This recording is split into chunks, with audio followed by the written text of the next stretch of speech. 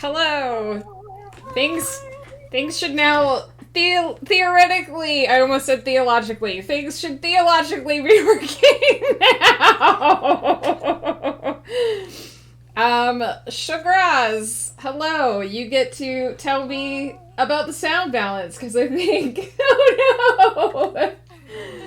Because I think you're the person who's here, so please tell me what the sound balance looks like to you. Oh yeah, everybody has to say hello. Hello, everybody.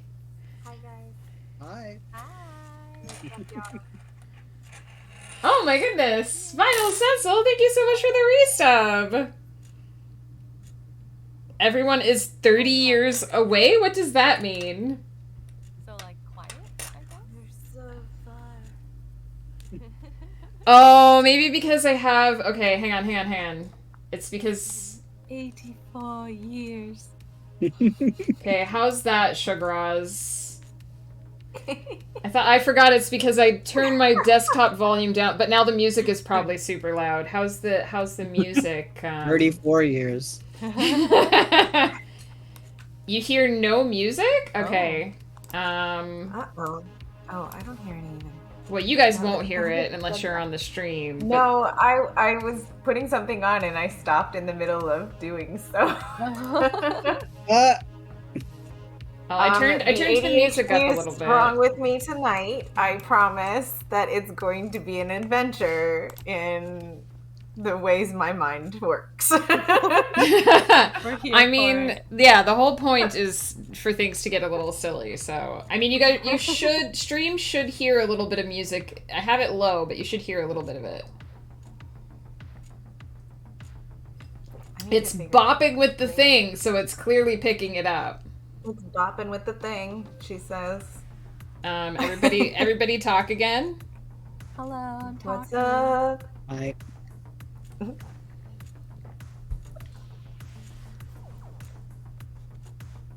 Vinyl, yeah, I figured vinyl might need to turn up. I might, like, if I'm actually speaking to answer something, I'll probably talk a little bit louder like that. I don't know. If that makes a difference, Shagras. Don't push vinyl. I gave vinyl a bump, so hopefully that helps. Turn everyone up but me. All right. Oh, Flutter is already bumped a bit. From What is last up with stream. that? Does it change, like, if you just from Discord? I'm adjusting it on Discord now, yeah. Oh. All right, everybody talk again. Hello, What's hello. up? Hey. I remember we did this the last time too, and it was squanchy. Like, the first 10 minutes of these streams is always, how does everybody sound? Can you hear everyone? Everybody sound off. That happens for a good solid 6 months. And then you'll be fine for like 2 months. And then one day you're logged back in. It seems and to just change. Speaking of random things like that, you guys probably heard me during camera setup saying, here's a problem. I turned on my Facebook because I was going to post on my author page and remembered that for the last 3 days I haven't been able to see anything on my author page on Facebook because when I load my author page on regular Facebook, it doesn't show me anything, but if I load it on my iPad, it works. Weird. On the mobile version. So I opened Facebook and was like, oh, here's a problem. I won't be able to post. But then it actually showed me my author page for the first time in 3 days. And I was like, oh, never mind. I'm assuming since Shagraz hasn't said anything that we might be okay. Question mark. Can you hear us? Shagras? Maybe? Maybe. Okay.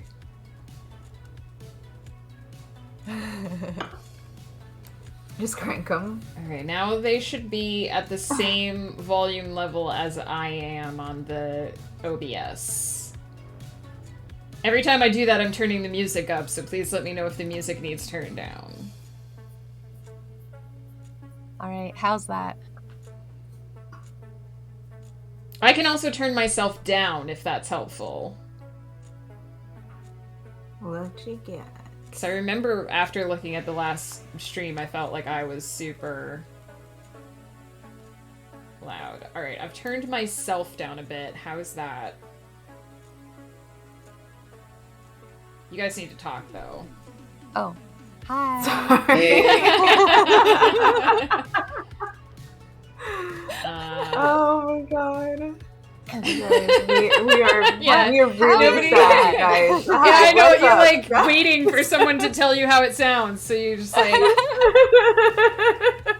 This is the high energy stream. Oh man. This is why no one comes to the first 10 minutes of stream, is because they don't want to be the sound check person. Right? They just Thanks, Shagras. We appreciate your service. right. I remember last time the first 15 minutes was just Squanchy being like, I can't hear anybody, okay?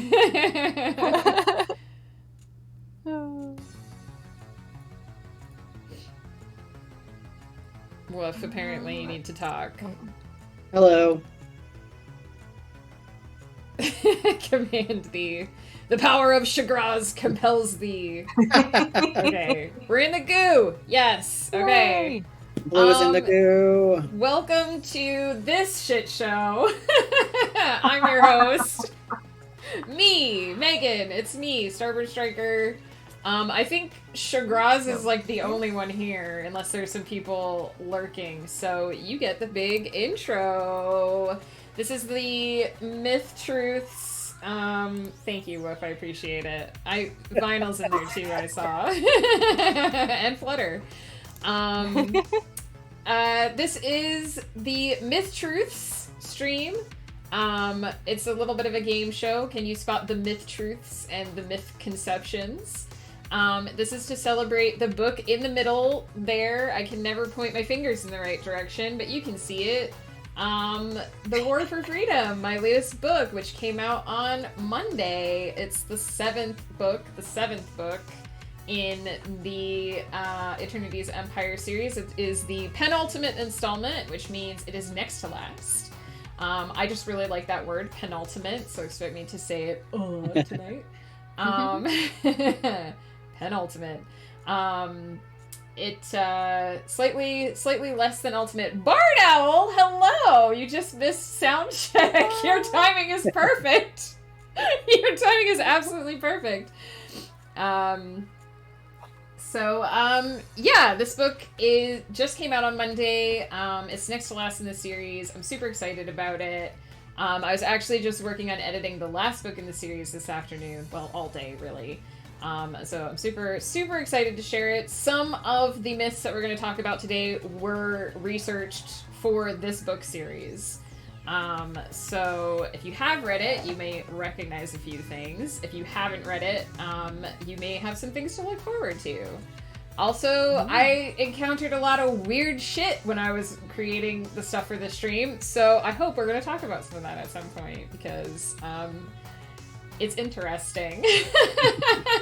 Mythology is always like crazy. It's just It is. crazy. And it's once you start looking into it, it's even more cray than you initially Right. thought. It's the best part about it. So yeah, these are my lovely friends who have come to help me celebrate this book release. We have Flutterdye. Again, I can never get the directions right. We have Vinyl. That one's easy. And we have Woof. So, how are you guys tonight? And how are you in chat, my friends? I'm doing all right. I was gonna say, don't I'm talk at happy to once. be here. Like midweek, so It is. I It's a know. really strange. I don't know. I exist in moments at the moment. In all honesty, I originally tried to schedule this stream for Monday, which was release day, but nobody could do it. Right. So I was like, okay, well, Wednesday then, because there were people who were interested in doing it who were available. I was gonna try to do it on Friday, but I probably won't be able to do it on Friday, so that didn't work. It was a very Monday, Wednesday today. Oh no, Bard. It's like pulling teeth with these fools. A little bit. I think Shagraz is a little exasperated with us. Do you hear the music now, by the way, as well? When I turned everything up, did the music come up as well? Bard, what happened? Or if you don't want to talk about it, you don't have to. But if you want to tell us about your very Monday, Wednesday. I am alone in the house tonight, not on stream, obviously, but I'm alone in the house tonight. Ghost Pepper is away on a school trip overnight. I hate it, but yes. Do you think it needs to go down, Shagraz? I can turn the music down a little bit if you need it to go down. A tiny bit? Yeah, I can do that.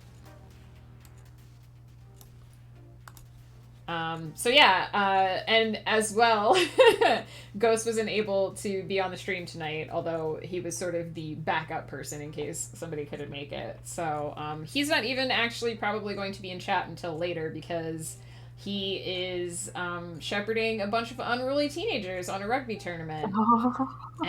He doesn't get to go to his hotel room and relax until they all are tucked in their hotel rooms for the night, which Flutter was on enough band trips to remember what that's like. Not early. Just a long day. We're switching over to a different billing scheduling software, so a lot of just getting everything reset up and synced with other existing programs. Oh yeah, that kind of stuff takes a lot of time. Yeah. You'll have time to write soon, Bard. I have faith. At least you're trying to get it in every day. That's the most important thing. It makes it easier to find the time to get it in. Browse. Browse. We're gonna go to all of those places tonight, chat. Just FYI, that was just a little tiny, pinprick of a view into the world that we're gonna explore tonight. There's actually gonna be a lot of browse tonight because we're talking about There's gonna be so much browse. But it's funny because I don't even remember what I said anymore. But I was in the kitchen with Ghost and we were making snacks, and I said something, and he was like browse, and it when I do that to him, he gets all flustered, but when he does it to me, I'm just like, yeah, browse. It's like, I grew up with Flutter Dice, so my mind is completely corrupted. There's no stone left there to be turned. I got my claws in her when she was still young. I was sweet and innocent before I met Flutter Dice, so you can imagine really that transformation. Also, the other person I talk to a lot is Woof, and we all know his maturity level. I don't know what you're talking about. What was it? You guys were playing Elden Ring, and you were like, present your rear? Look, it's the notes in the game. Hey, hello! How are you? Hey, hi. I'm actually not at all surprised that a lot of the messages in those games are super immature because that it's just people's sense of humor, right? The devs let you put something like that in a game, so they're like, butts. Or that one time when Ghost was like, I can't read that message because it was in a weird awkward place, and it's because someone spent 2 hours getting into that place so that they could leave a message no one could read, because that's what gamers do. It's because it's on top of a giant stone. Is there an end to that sentence, or a penis? You can say penis. I think the answer is penis. We're not going to get censored. There's no one waiting to bleep you out if you say penis.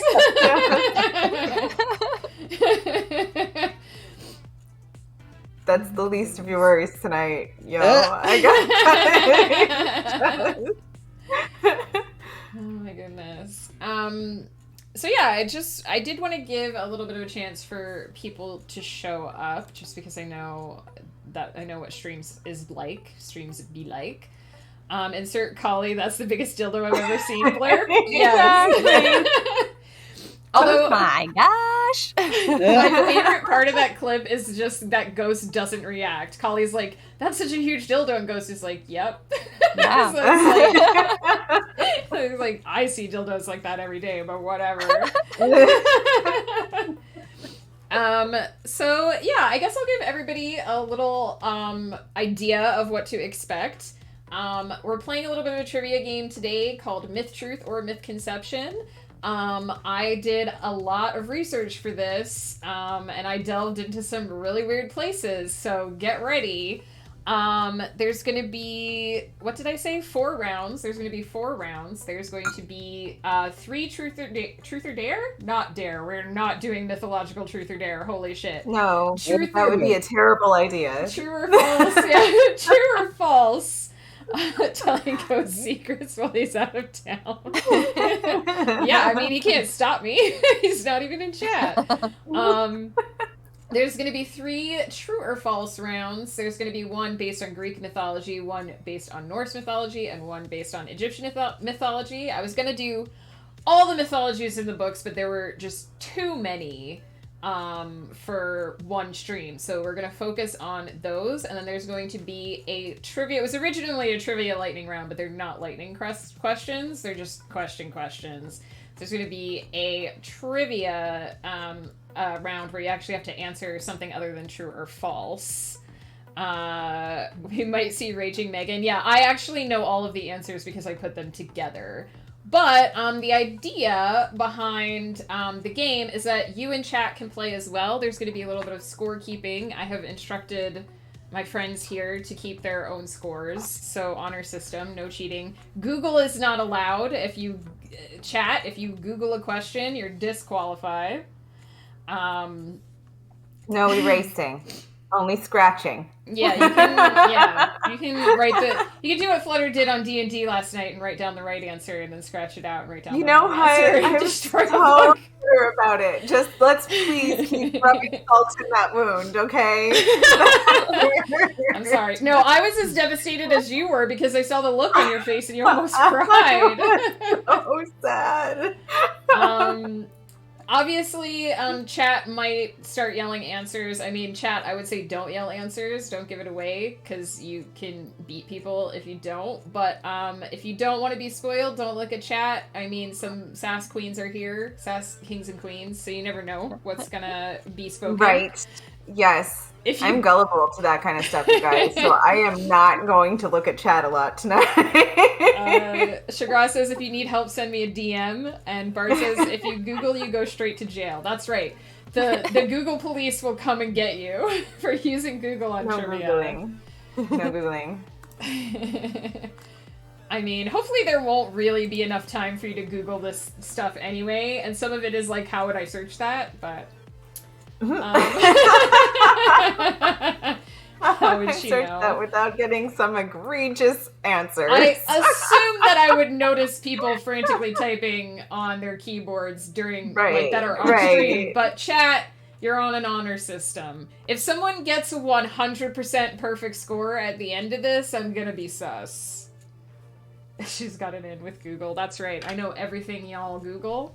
I know your search histories. I'm a writer. I know what people search on Google. I'm so sorry. Sugar, you're always sus. Let's be honest. Is there a thing that someone says, if Vinyl gets 1 thing correct, ouch! What? Shagrai? What? This isn't really my strong suit. He's not wrong. You guys are all like, how could you say that? Like, So one thing to keep in mind, because it is somewhat difficult to create fake myths, by the by, some of these answers are pretty tricksy. So if you think that the story is not entirely true, you probably want to err on the answer of false. Just so you know. Also, the trivia ones are pretty interesting. Although I tested a few of them on Ghost and he did pretty well. So he is a history major, but they don't seem entirely beyond the realm of possibility for normal people to answer. Winning by answering trolls to everything. I'm going to answer true to everything because I just want to believe everything. I think answers of trolls will be disqualified. You don't get points for not answering. But you will not be subtracted points for answering the wrong answer, like some bullshit tests. So there you go. Okay. So yeah, what would everyone like to start with? I wrote these in a certain order, but we don't have to do them in any order. I don't want to start with the trivia round. I'd like to start with at least one true or false round. But you do have a choice between Greek, Norse, and Egyptian. Oh, we get to choose? We don't have to, like, figure it out? Okay. Yeah, you guys can choose which round we want to start with. We can do the... I won't make us do the trivia round last, but I don't want to start with it. Because it is called Myth Truths, the stream. I'm excited to play at home in secret so no one can see my shame when I'm wrong. Bard. It's not about being right, it's about having fun. Exactly. Yes, keep your own score, but you can share in chat whether or not you get it right if you want to. All right. Let's start with potentially the hardest one, the Egyptian.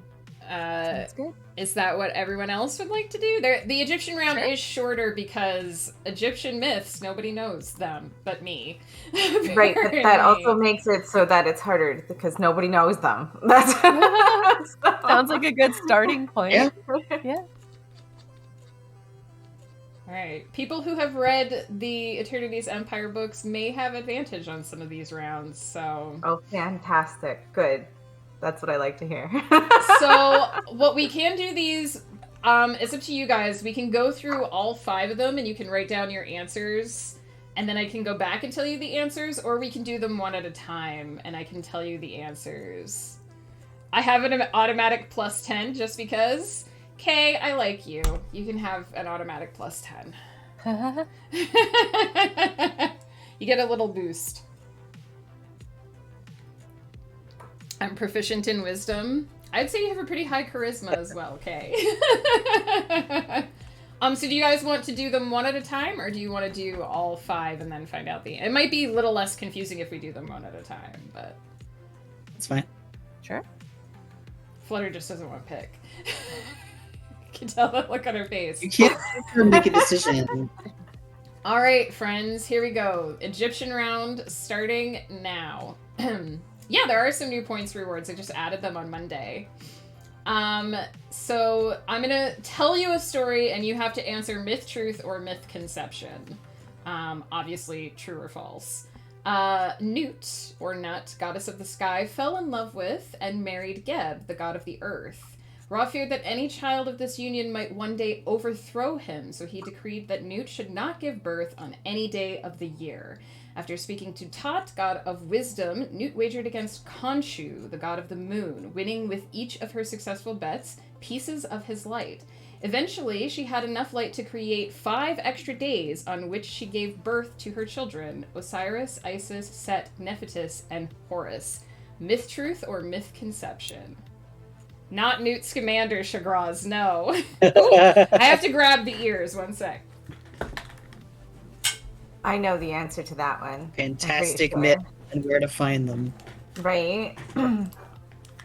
Actually, we're going to go to the drive-in to see that on Friday. Oh, nice. Roaming Witch, you're just in time. I can repeat the first question for you if you'd like to play at home. We're starting them with the Egyptian mythological round. I will pause here. You're very magical for this stream. I love that you're doing this. Wait, why do we have those? You know I have those. Why are so we cute? doing that? That's amazing. Oh my god, I love it. Yeah, Oh. I was actually with Flutterdye when I got these ears. She was there.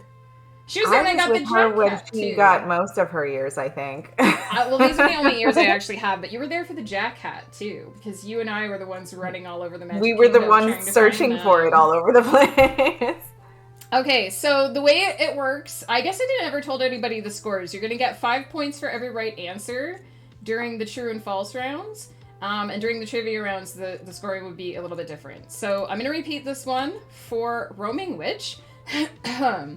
So question 1 is, Newt, or Nut, goddess of night, fell in love with and married Geb, the god of the earth. Ra feared that any child of this union might one day overthrow him, so he decreed that Newt should not give birth on any day of the year. After speaking to Tot, god of wisdom, Newt wagered against Khonshu, the god of the moon, winning with each of her successful bets pieces of his light. Eventually, she had enough light to create 5 extra days, on which she gave birth to her children, Osiris, Isis, Set, Nephthys, and Horus. Myth, truth, or mythconception? Can we give Vinyl only 3 points? Because they are all going to be guesses? No! If she guesses right, she gets 5 points.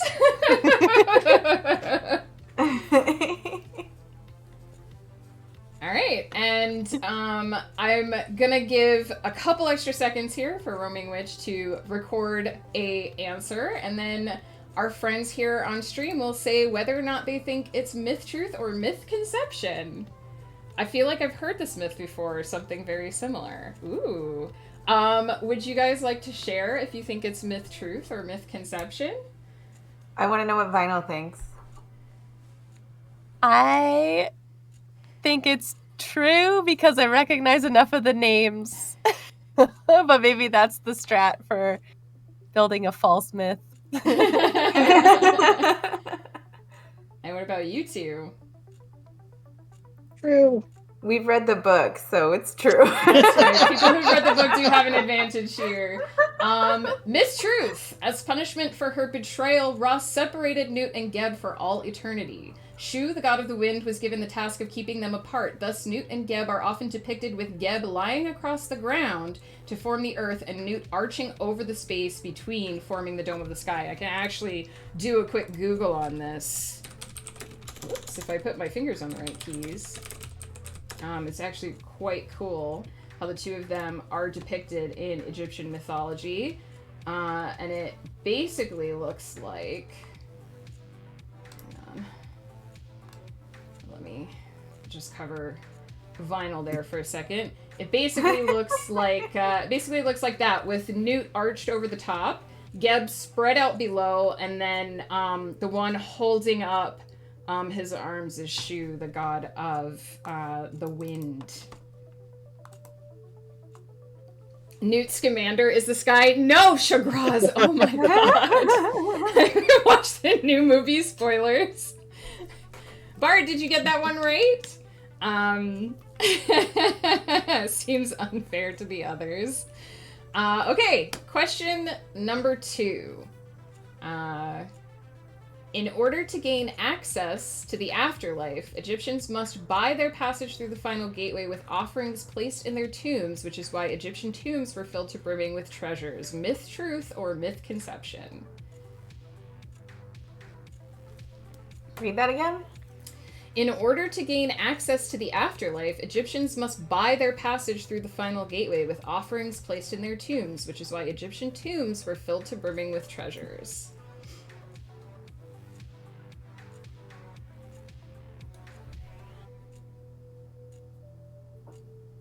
I feel like I know that, but I feel like I don't want it to be the answer because it's obvious to me. Like it's like it feels like an obvious answer, but then it's like, but is it obvious? Really? Like that's the answer. I don't want to rub salt in the wound, but remember what happens when you don't go with your gut. This is what I'm saying. Like I'm having trouble with that lately. So would you guys like to tell me whether you think it is myth truth or mythconception? I think it's a mythconception. I think they just wanted their shit in the afterlife. I don't think they had to buy their way there. Flutter, what do you think? I think it's a truth. Woof, what do you think? I put mythconception. It is a mythconception. Anyone could actually gain access to the Egyptian afterlife, provided they met the requirements. There were requirements. We'll revisit that later. The final step was for their soul to be measured by Ma'at, the goddess of justice, who would take the form of a feather against which the hopeful soul would be measured. If their heart was lighter than the feather, they would be permitted access to the afterlife, but if the heart was heavier than the feather, the soul would be devoured by another god in the form of a demon or crocodile, at which point they would die true death. And people in chat who are saying It was things that they wanted to take with them that were put in the tombs. That's absolutely correct. The Egyptians believed that in order for you to have access to something in the afterlife, it had to be preserved for you and placed in a place where your soul could find it, which is why all of the riches were placed in the pharaoh's tombs, was so that they could have all of their riches and their pets and all that kind of stuff. And their wives. And their wives. And their pets in the afterlife. Oh shit, Vinyl, you gonna get devoured? Egyptians took with them their belongings so they could continue to live in comfort, or at least the pharaoh's peasants just had what they had. That's absolutely correct, Roaming Witch. And here's Christianity trying to say you gotta pay the church to get into heaven. Yeah, there's no money required. That's actually part of the Greek mythology, is that you needed to be buried with a coin in order to be ferried across the river by the boatman. Mm-hmm. So, and Egyptian myths and Greek myths, there are some crossovers, because obviously the Egyptian kingdom was very old, but it would make sense because he had to deal with the real world too. If he's the guy of the ferry, so he has to have the money. Like, you have to pay him. He's the last payment you're ever gonna have to make. And that's also why in Hades, Skelly has a coin in his mouth. This is the coin for Charon, the boatman.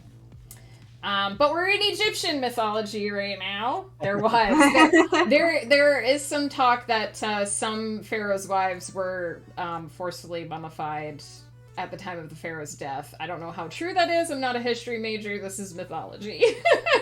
Question number 3. Ra was the first god to come into existence. He created the rest of the world by spitting upon the surface of Nun, the celestial sea. From this act rose a great egg, which when split open released the rest of the primordial Egyptian gods and goddesses. Myth truth or Mythconception? Oh, Shagraz has a fun fact for us. Unless the pharaoh thing was the fun fact.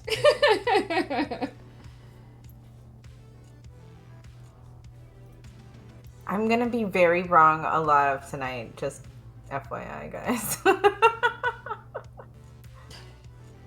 That was a fun fact. People were he was just commenting about your fact being fun? I think so, yeah. About the wives being mummified forcefully.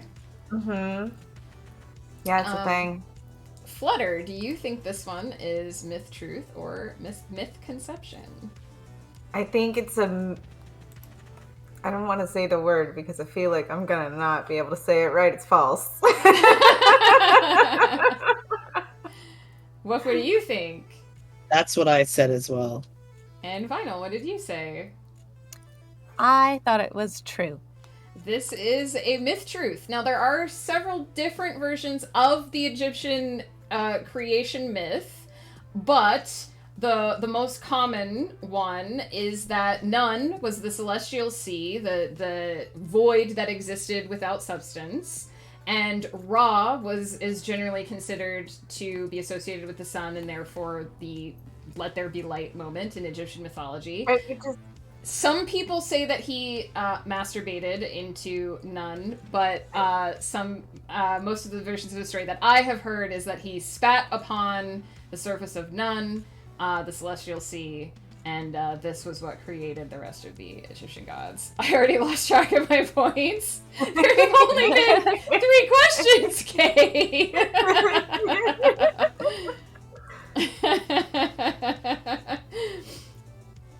So yeah, Vinyl got that one correct. Yay!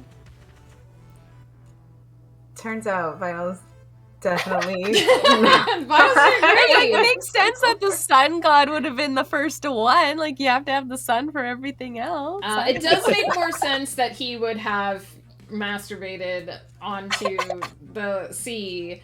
I feel like that's the version that I was thinking about. But the general acceptance is that any bodily fluid would do. So saliva works as well as blood, works as well as semen, is right, according to my research. Did you keep track of my points, Bard Owl? You can scroll back up through the chat, Kay, and see the answers have been... There's only been three questions. You actually get more points and... if you get it wrong, from my understanding. No, that's... you don't lose points if you get it wrong, but you only get points if you get it right. So far we've had true, false, true. When you're down bad, you drink it to the literal nothing. Yeah, that was Raw. That was what he did. He wanted some company, so, you know, he made it. He made it happen. Now I can't get my camera back in the right spot. That'll just be good enough. Number 4. Jealous of Osiris and his rule over Egypt, his brother Set conspired to murder him and chop his body into many pieces which were scattered about the Nile Valley. His devastated queen Isis traveled all the Nile until she managed to gather all the pieces of her dead husband's body. She bound them back together with linen and took them to the god Anubis, who performed a powerful ritual to restore his life, thus creating the practice of mummification, myth truth, or mythconception.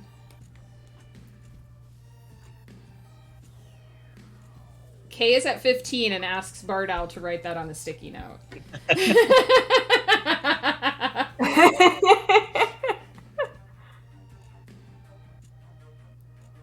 Kay, does that include your plus 10 for being you and being cute? Get your own sticky note. Wolf, we'll start with you this time. Myth truth or mythconception? I said true. I agree. I said false. This one is true, and this is actually one of the most influential stories in Egyptian mythology, to the point where it actually has its own Wikipedia page. Again, there are several different versions of this. The pieces, for instance, that Osiris's body are cut into range anywhere from 14 to 50 some odd pieces. Sometimes he is merely drowned in the Nile because people who drowned in the Nile were considered sacred and venerated. But often, at some point, Set cuts up the body in order to prevent Isis from finding or restoring it. And this is basically the Egyptian Book of the Dead, the Egyptian death ritual, and how it was said to be created. Anubis, the god of death, anointed and mummified Osiris, restoring him to life. And after his revival, Osiris impregnates Isis with Horus, their son. He then becomes the ruler of the afterlife and takes his position as god of the dead. And again, there is some debate as to whether or not the penis was attached when it impregnated Isis. Just, you know.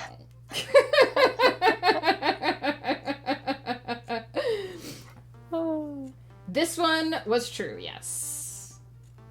And this is the last one for the Egyptian round because, as I said, not a lot of people know Egyptian myths. And if you've done well in this round, you know more than 90% of people about Egyptian myths. I've done a solid, you know, what is it? C's make degrees. D's make degrees. Question number 5.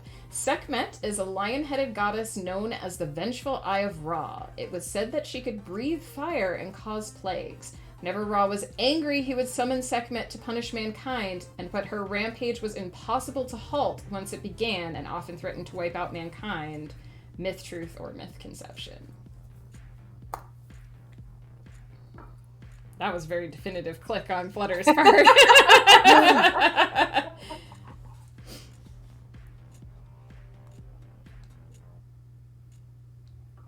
Get concepted, son.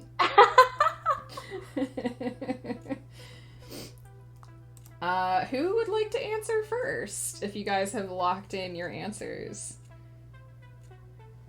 It didn't seem as crazy as the other ones, so I'm going to say false. I think it's true. I also think it's true. I put false.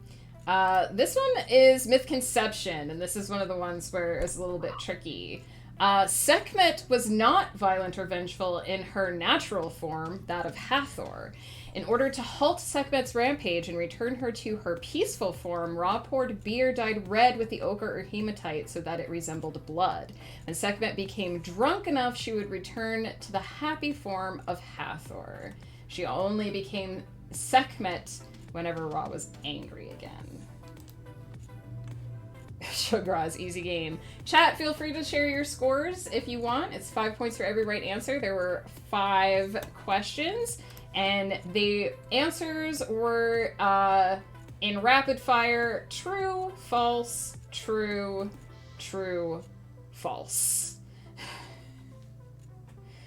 I'm at 20 and Kay is at 25. So Bard is keeping score for Kay. Y'all are amazing. Yeah, you guys did really good in that round. Egyptian myths aren't really well known, and also you'll probably notice that certain names, like Horus, had 2 different mothers. And that's because what happens a lot in Egyptian myth is that the old begets the new. So there are actually about like 25 different versions of Horus, because every time Horus gives birth to a son, guess what? His name is Horus. So right. Egyptian myth can be very, very confusing, and a lot of the names cross over. So, but these are some of the like core myths, and definitely ones that I looked into when I wrote the book series, and some of my favorites. All the other ones I looked into for this sort of started to cross into the Greek or Roman, the Greekized or Romanized versions of things, such as the Sphinx actually came about because of the Greek influence on Egyptian mythology and stuff like that. So while those are Egyptian myths, I wanted to stick to more the ancient kingdom, like before they were influenced too much by outsiders myths. That's fantastic. Yeah, and then they're really hard to find, but you guys did really good, actually. I got 10 points, y'all. Nice. Really good. Really 15. good. How many do you have, Wolf? I had 20. Nice. Yay. I only got that last one because I thought that it was... I was actually wrong in why I got it right, because I thought you were talking about, like... I thought you were substituting Sekhmet for, like, Kali or something. Not Kali, but Kali? No, Kali. like from... Okay, I thought you meant cauliflumps. No. Yeah, you know the vengeful, fire-breathing cauliflumps. Kali is an Egyptian, is not an Egyptian goddess. I know. She's a Hindu goddess. Hindu, right? Yeah. See, I don't know Egyptian well. Hopefully, I can prove that in the next couple of rounds, but... The Egyptian god Kali. Yeah, when you said Kali, I just went cauliflumps. She is Hindu, yes. Okay, so while everyone is tallying up their scores, we have 3 rounds left, and of course we can talk about Egyptian mythology a bit in between if you guys want to, although I think we covered most of it. There are now available a Greek round. Each of the other rounds are a little bit longer. We've got a Greek round, we've got a Norse round, and we've got a trivia round, which covers all 3 mythologies and does not involve true and false questions. The trivia round is probably the hardest out of what's left.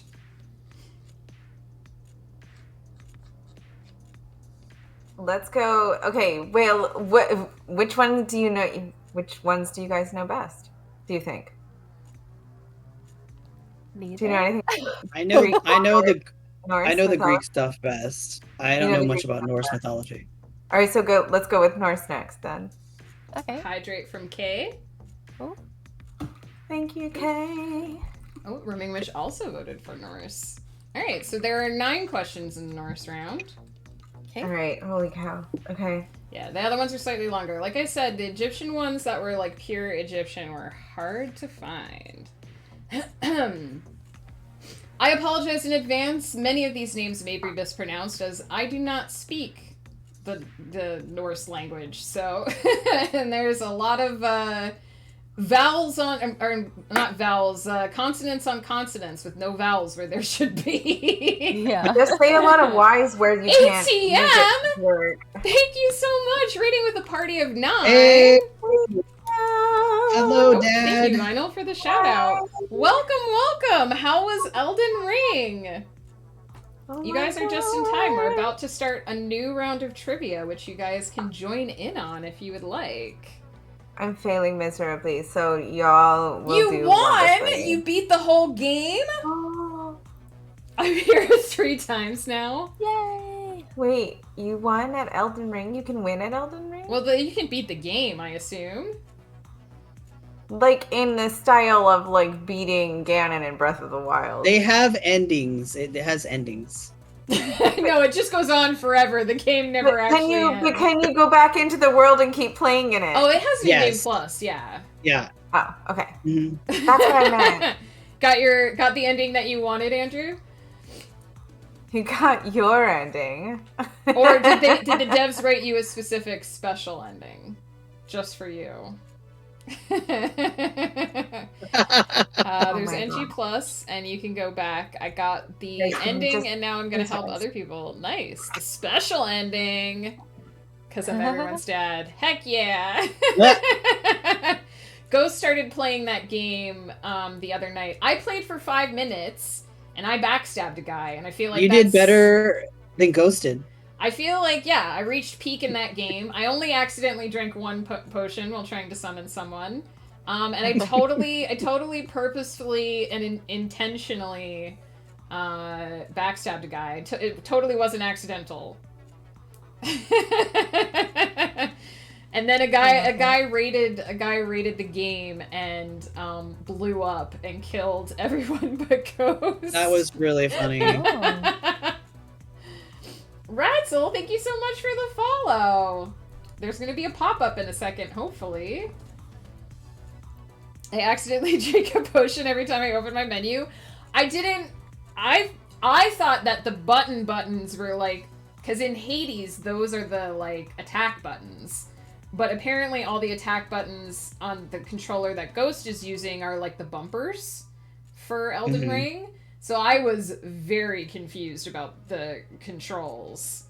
Why did the alert not pop up? Yo. Why was there no emote explosion for Ratzel's follow? They're on top of everything, yo. Chatbots are weird, yo. I know, I can't trigger it manually, I don't think, so... Oh yeah, that would be great. Yeah, if you could just, like, hit the trigger for the emote explosion. Sometimes you can test it. I know on slobs you can test. You can do it in Stream Elements, I can do it too. in Stream Elements, but I don't know how to make it go to OBS. Oh, okay. Headed to Lurk. Gotta let the doggos out. No problem. Have a good night, Dad. Thank you so much for the raid. If everyone is ready, just to the people who have come in on the raid, hi, welcome to my shit show. We are celebrating the release of this book in the middle here, The War for Freedom. It is the penultimate installment of the Eternity's Empire series, a magical girl space opera that I've been writing for several years. Flutter has the version with the first 4 books in it, handy and ready to show off. This is book 7, the final book in the series. Book 8 will be available in August. I'm currently in the midst of editing it right now. These books are very heavily mythological based, so we are doing mythological trivia tonight. We're playing a game called Myth Truth or Mythconception. Most of the answers are true and false, so at some point we will have a trivia round. You get 5 points for every correct answer, except in the trivia round. We'll do scoring when we get to that one. If you would like to play along, just grab a notepad or a sticky note to keep track of your score, although apparently Bard is keeping track for a few people now. And you can play along with our friends here.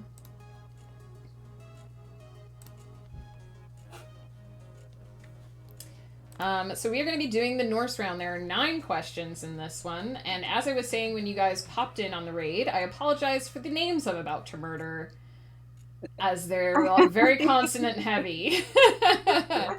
We won't know if you're right or wrong. I just have a feeling someone in chat possibly Look. Shagraz is going to be like, excuse me, but that's not how you say that. The only now that expert you've is said Val, that. and she's not here right now. I'm actually kind of relieved because if Val was here, Right. I would be very self-conscious about saying these. I love Val dearly, but she knows way more about Norse stuff than I do. She was trying to teach me how to say some things when I met her, and like I was like, girl, She has a really good grasp on Nordic stuff, yeah. she really does. Yeah. So she could say this. Scruffle time. Grolkum Foss. All right, question number 1. Thor's legendary hammer, Mjolnir, was once stolen by a Jotun named Thermir. In order to get it back, he sought the help of Loki and Freya. Loki flew to the realm of Jotunheim to confront Thermir, who admitted he would be willing to return the hammer if he could marry the beautiful Freya. But when asked to don the wedding dress, Freya was outraged. Instead, Thor was forced to dress as Freya by donning the wedding dress and a wig. Myth truth or Mythconception? Kept thinking you were saying Faramir, and I'm like, I'm getting my Thermir, Thrymr. Faramir from Lord of the Rings. I haven't seen that Marvel movie yet.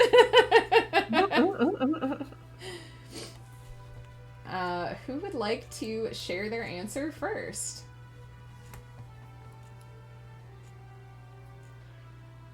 Woof. What do you think? True.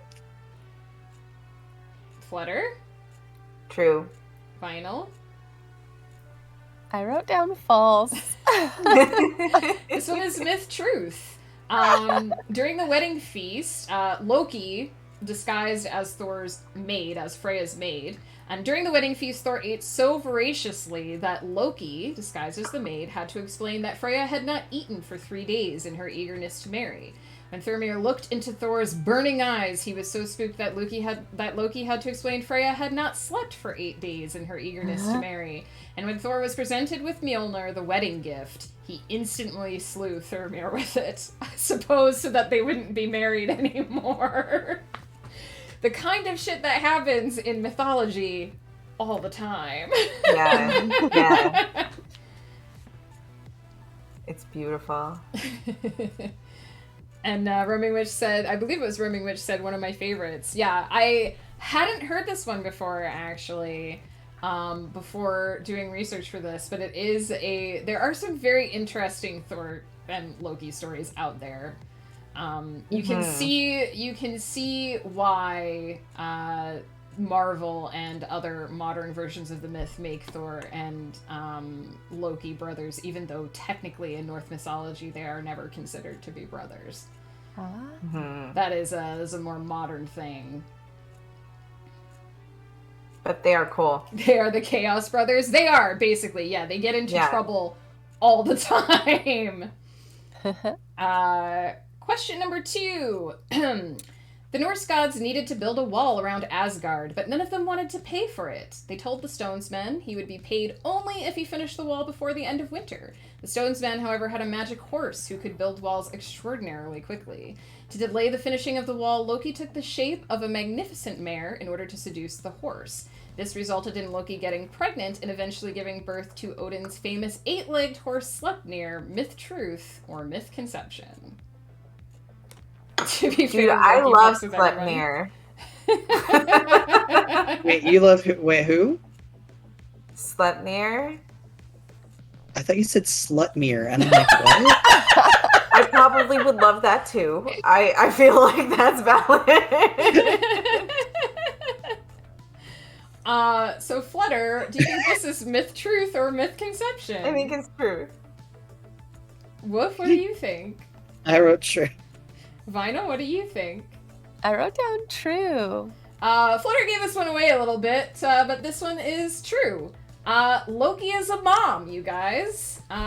He absolutely shapeshifted into the form of a mare and became a mom. Oh and also, it's my favorite. Just crazy enough. It's one of my favorite Loki stories as well. Adorable dreams. Hello. This is just a nice little trivia game that we're playing to celebrate the release of my new book. If you're looking for information on my books, you can use the !books command or the !new release command in order to go straight to the book that we're celebrating today. And it's a heavily mythological based book, so we're just doing some mythological trivia. Chat can play along. If you would like to try to answer myth truth or mythconception, that's 5 points for every right answer, and you don't lose any points for wrong answers. The people here with me are all streamers on their own channels. I will let you guys introduce yourselves quick. I'm Flutterdy. Hi. I stream sometimes. Don't depend on I don't have a schedule anymore, and I just got rid of it. I play D&D with Woof and yeah.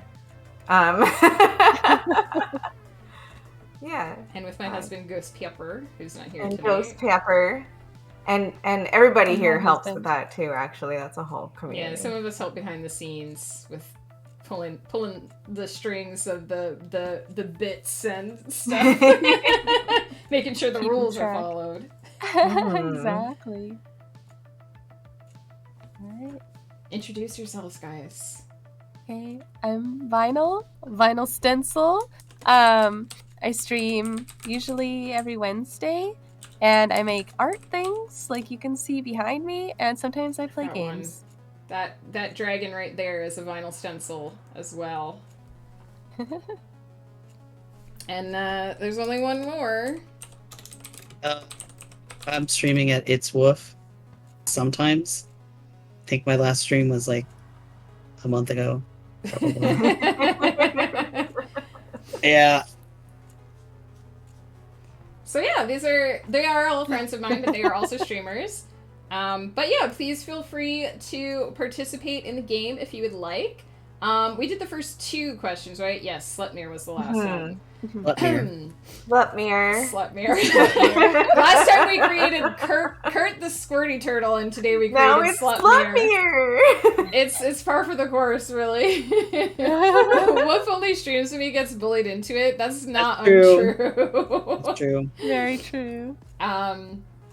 Question number 3. Baldur was the greatest of all Norse gods and beloved by his kin. It was said that his death would bring about Ragnarok, the end of the world. Wishing to protect him, his mother Frigg visited every living and non-living thing in the universe and made them promise they would never hurt her boy. Everything she spoke to agreed, however, she missed something. When Loki discovered this, he devised a game that involved throwing things at Baldur, including a spear made of the forgotten substance. It pierced Baldur's chest and killed him instantly. You can get a bonus point on this question if you know the forgotten thing.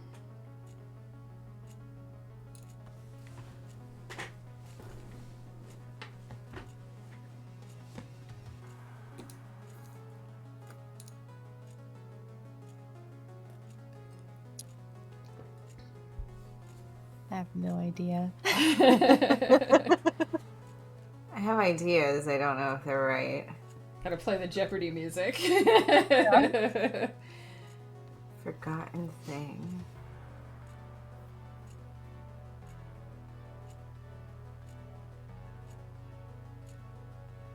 Coffee Quills, hey! How are you? We're just playing trivia tonight. Do any of you have myths that you like the most? I think Flutter was saying that the Slutnir one was one of your favorites. Mm-hmm. It is in the Norse mythology. I especially appreciate that. I like chaos. Now, Loki is the god of chaos, so it makes sense. She is referring to the myth of Loki taking the form of a mare in order to stop a wall from being built and accidentally ending up pregnant with Odin's 8-legged horse, Sleipnir. Oh, there's an ad. We'll wait. Oh, no.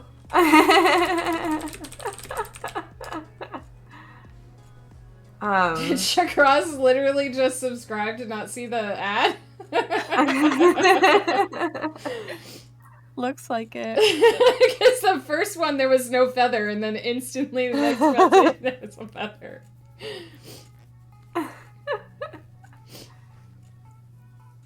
Just waiting for people to be back from. If you guys are back from the ad, I will give the answer. I didn't want to give it while you guys were stuck behind an ad. Thank you for the sub to avoid the ad, Shagras. There it is. There's there it is. There's the pop-up. I don't know why it's so delayed. Thank you, Shagraz. Back now. The answer I should have held on to the Bard. Thank you for the resub. I should have held on to the bonus question, but this is I guess I should make you guys answer, but this is a myth truth. It is a thing that happened. Does anybody know what the thing that Frigg forgot to talk to was? I know it's a plant. Do you know which plant? Top of my head, it's either mistletoe or yew, but I don't know. I can't exactly remember. What do you think, Flutter? Vinyl already admitted to having no idea, so unless you like, it might be you because that's what the fairy trees are. I think some of them are. Do you want to take a wild stab at this one, Vinyl? Well, I think I've already cheated because I was reading chat. It was mistletoe. Loki basically went to the mistletoe and was like, you didn't get asked not to protect Balder. How does that make you feel? And the mistletoe was angry, so he concocted a scheme to throw a spear of mistletoe at Balder, and it instantly killed him. Okay. What a way to go. You know, mistletoe's a real dick kind of thing anyway, so I don't really understand. Apparently the Norse agreed with you. Merlin Witch said, mine is another Norse myth, where Thor is visiting a name I can't pronounce and challenges him to a couple of competitions during a feast. Thor seems to fail all of these, but it turns out all of the tasks were impossible feats, and Thor got dangerously close to completing all of them. Mistletoe is just so sweet and innocent that she never even bothered to ask it, at least in the version I heard. Apparently, Flutter disagrees with that. Me and Bard subbed because of the ad. Well, thank you for subbing, even if it was because of the ad. Not because me or anything. That's why we kiss under the mistletoe during Christmas. Interesting. I actually did not know that that was the origin of that particular thing. Yeah, I don't buy it was bread. Kay said it was bread. Trust me, he was allergic. Which is why we have sandstorms. Oh my goodness. If I do miss anybody's questions or comments in the chat, please feel free to repeat them. There's a lot going on, so I'm not missing you on purpose. Flutter is a friend from school. We went to actually middle school together. As well as high school. And Woof and Vinyl are friends that I met online, but I have met both of them in person since meeting them online. True. So yeah. Mm-hmm. Next, a question. Question number 4. Scotty once came to Asgard seeking revenge for the death of her father, Thaisi. If I could speak the English words, that'd be great. In order to calm her, Loki was tasked with making her laugh. He did this by taking the form of a goat and tying his beard to his testicles. Once Scotty was calm, Odin offered to compensate her by granting her a husband from among the eligible suitors in Asgard. The catch was that she could only choose her husband based on their hands. Myth truth or mythconception?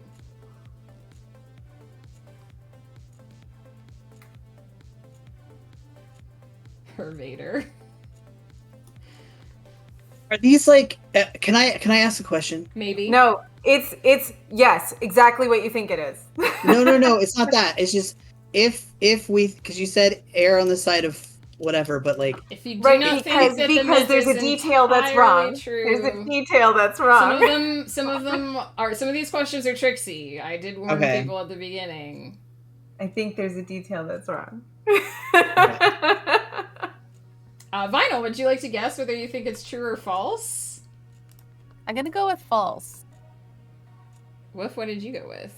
I said false as well. Flutter? False. This is a Mythconception. Scotty was allowed to choose her husband based only on his feet. Feet was the most disgusting thing. She was hoping... I know, right? She was hoping to choose Balder, and she chose the feet that she thought would belong to him, but she chose Nord, the god of the sea. And the marriage did not work out very well. It was based on their breath, which is why they invented mouth mints.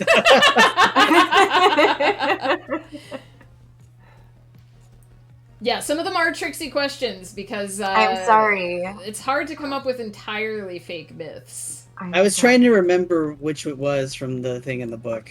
Yeah, this was another one but from that the book. was when you said hands. I was like, because I had circled true, and then I was like, you said hands, and I was like, nah.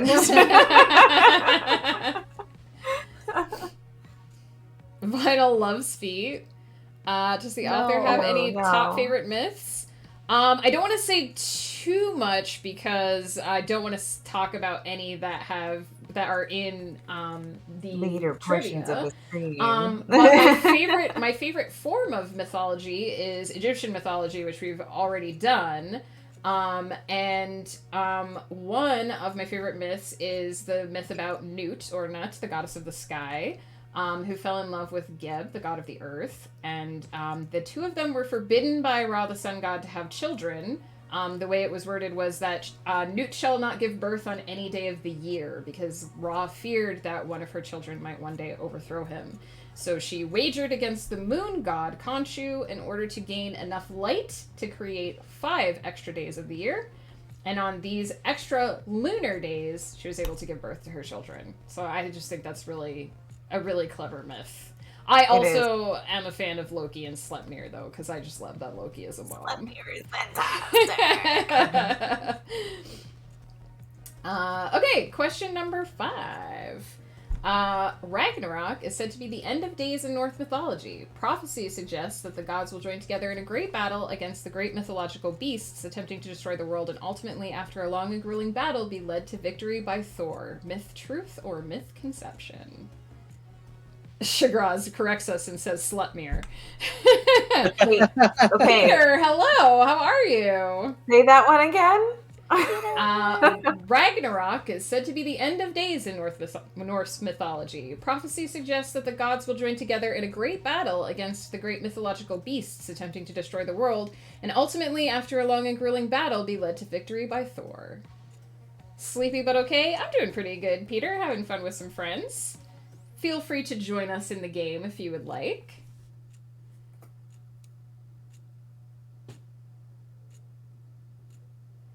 I'm not sure about this one, you guys. I don't know if the I don't know if it has a title, but if you want to look it up, the Myth of Loki, this is how you spell Sleipnir. Or you could also search Loki and the 8-legged horse, and that should bring it up as well.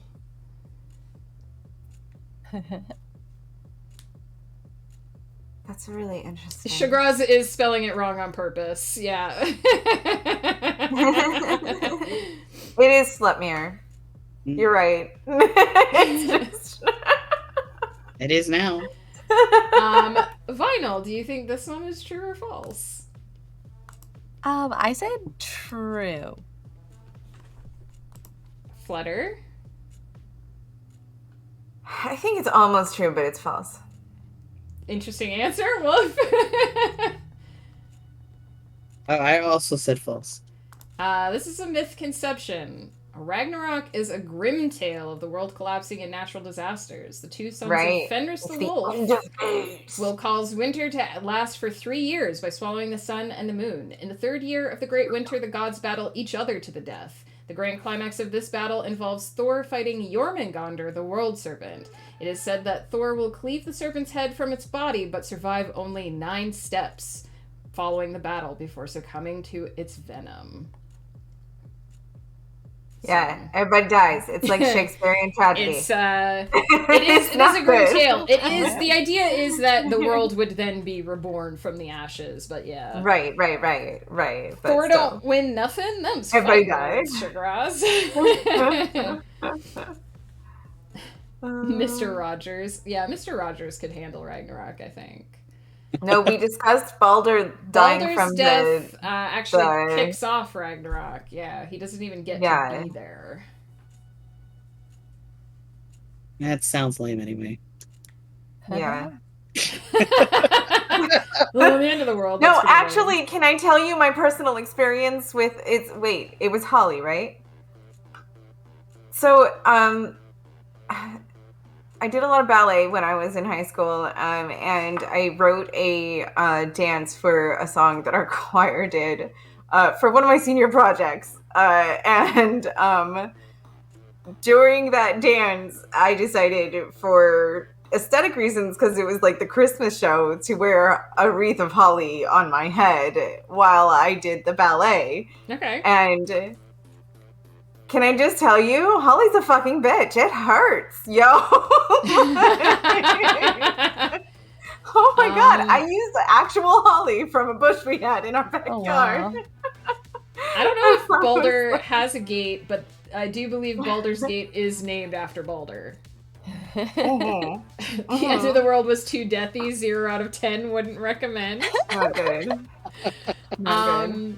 I personally like sci-fi and fantasy books. Those are also the types of books I write. But I'll read anything that entertains me, in all honesty. I also like historical fiction quite a bit. If anyone else would like to share the books, Adorable Dreams is asking what kind of books everyone likes. Oh, I do sci-fi fantasy mostly, I think.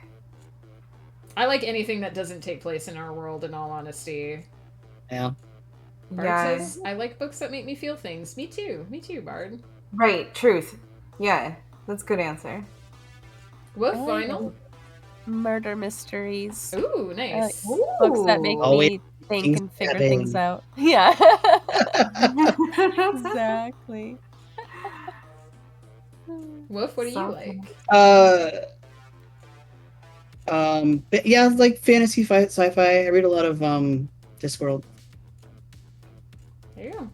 I should have guessed murder mysteries for vinyl as well. It does make a lot of sense. That's fantastic. Right? Yeah.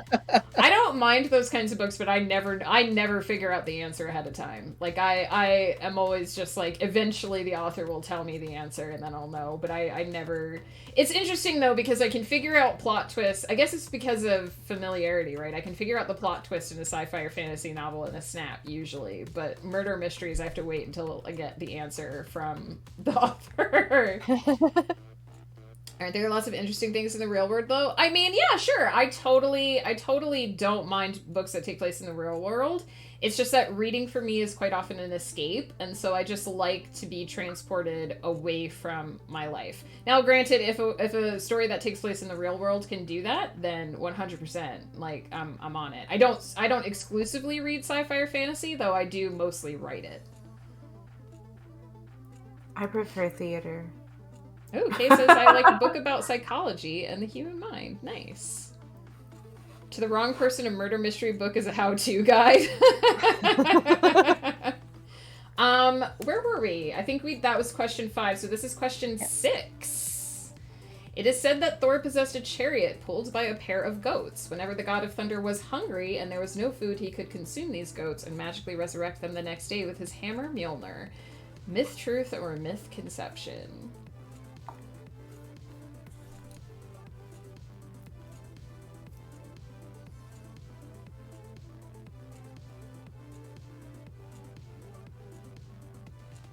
This music I'm listening to, guys, is kind of way not things that I listen to usually, but I'm digging it. Nice.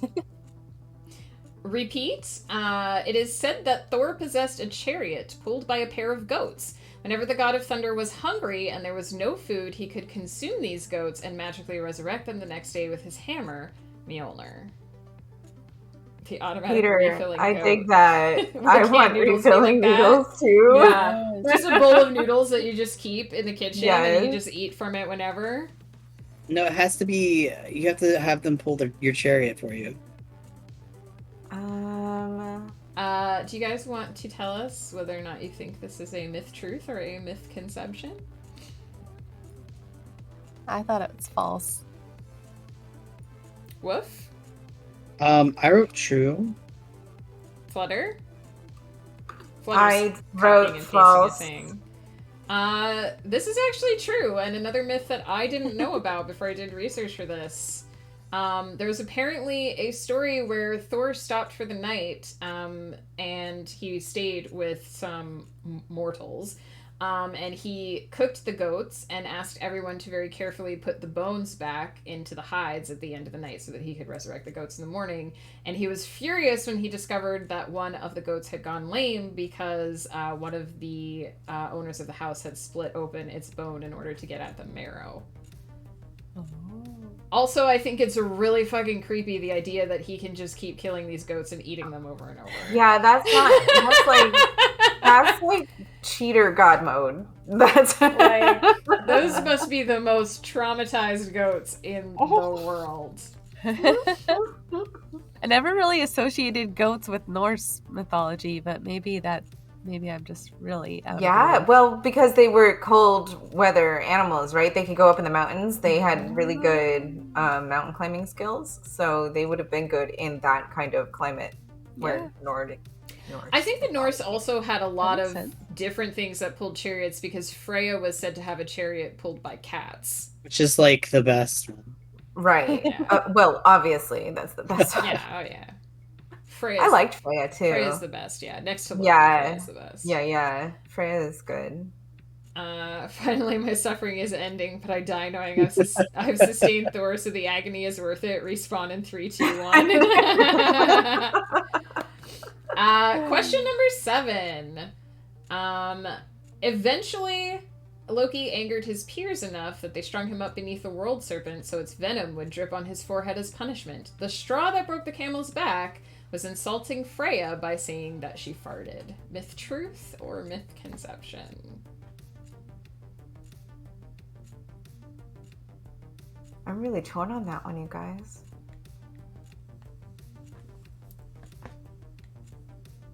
Wolf looks so heavily concentrating right now. Given my track record, I should guess the opposite of what I'm thinking. This is one of those I want it to be true situations. Right? So that's what I'm going with. I don't know if it is though. Like that's what I'm saying. Is I'm. What answer did you arrive at, Flutter? I want it to be true, so I said true. Woof? I wrote false. In Vinyl? I also wrote down false. Was that what I wanted it to be true. Okay. This is a mythconception. Although Loki did claim that Freya farted, it was not the straw that broke the camel's back. This was post the Balder incident, by the way, Roaming Witch, so that was definitely a factor in Loki getting strung up. But apparently, killing Balder was one thing, being insulting at a party was another. The straw that broke the camel's back was that Loki insulted Freya by saying that she essentially slept with everyone but her father, and then farted.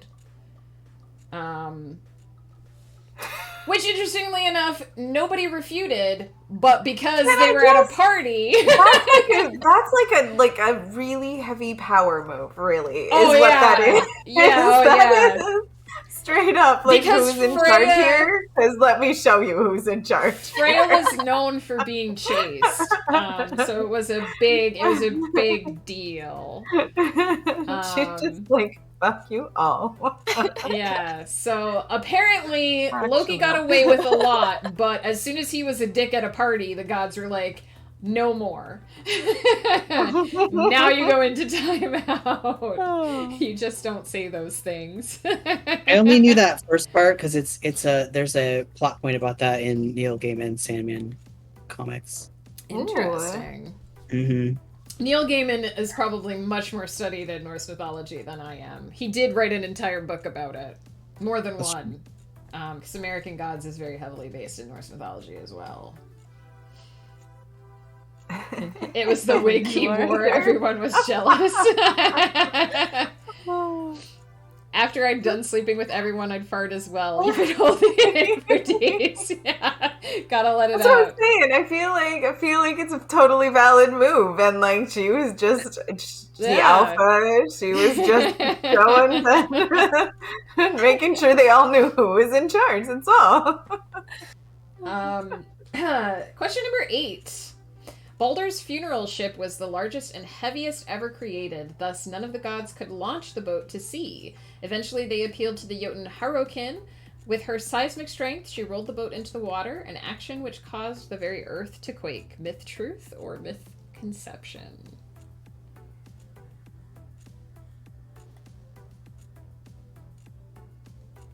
What if it was a queen? What if it was a queen? Okay, you're the last person I expected to ask that question. I did write these myth questions beforehand. I did some research on different mythologies. Some of these you can find by just searching. Some of these Norse ones you can find by just searching common Norse myths or most popular Norse myths. I think one of the sites I used was called 10 Norse Myths You Won't Hear in the Classroom. Many of them are on Wikipedia, and actually Norse mythology comes heavily from the Prose Edda and the Elder Edda, which you can buy copies of on Amazon. We actually have copies of them in the house. They're like epic poems from Nordic history. Queef or no queef? I knew somebody that could queef on command. So I don't know that much about how Freya conducted these affairs. And it echoes through the hills. In the book? It echoes through the hills for at least 30 seconds. And then at the end, she's like, problem? Anyone want to say anything? Why is this what we're talking about? Oh my goodness. What did you guys think? Myth truth or myth conception? I said truth. I also said true. Whoops. I said true as well. Yep. This one is actually from the book as well. Harokin was even stronger than all of the gods. None of them could budge Baldur's funeral ship, but she was able to do so. She ticked people off with doing it, and they wanted to kill her afterwards, but they were like, actually, she helped us, so we kind of can't. because the gods are dicks. Yeah. And question number 9, this one is short and sweet. Myth truth or myth conception, death in battle ensures a warrior will spend their afterlife in Valhalla. Freya's queef has become the talking point of the evening.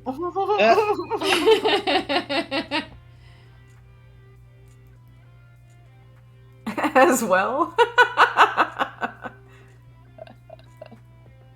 Peter. What? What do you guys think? True or false? True. Pretty sure that's true. I may be overthinking it, but I wrote false. It is a myth conception. Half of the honorable dead are taken to Volkvanger, Freya's hall. Oh, so you are not guaranteed to end up in Valhalla. Oh. And I've actually read, I couldn't find confirmation of this when I was writing this, so I didn't include it in the notes. Has to be an honorable, right? Honorable death, yeah. Yeah. I have actually read that in some cases, I couldn't confirm this, so I don't remember if this is just me misremembering, but sometimes the honorable dead are divided into thirds. A third go to Valhalla, a third go to Freya's hall, and the third actually still end up in hell. So you kind of get the screw job.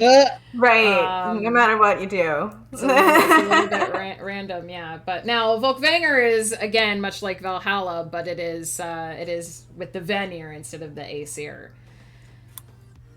Right, because that's where Hela comes along. And Hell is in Niflheim. Right. Hell is the bad place. You don't want to go Hela there. is the bad place. So there you go. That was 9 questions worth 5 points each. And in rapid fire, for anyone who needs me to go back over it, the answers were true, true, true. With the bonus points for if you knew that Frigg forgot to ask the mistletoe. False, false, true, false, true, and false. There you go. So is the evil that men do serial killer profiling book? Oh, I'm missing part of that conversation. Trauma and Recovery is one of my favorite books. Interesting. You don't want to go anywhere in Norse Valhalla. I mean, if you end up in Valhalla or Volkvanger, you basically hunt during the day and feast during the evening, but then you'll die again at Ragnarok. So the whole point of Valhalla was that you would prepare for the end of days, at which point you would follow Odin into glorious battle and die again. Right. I'm at 60 and Kay is at 50. Nice. Shagraz, what's your score so far?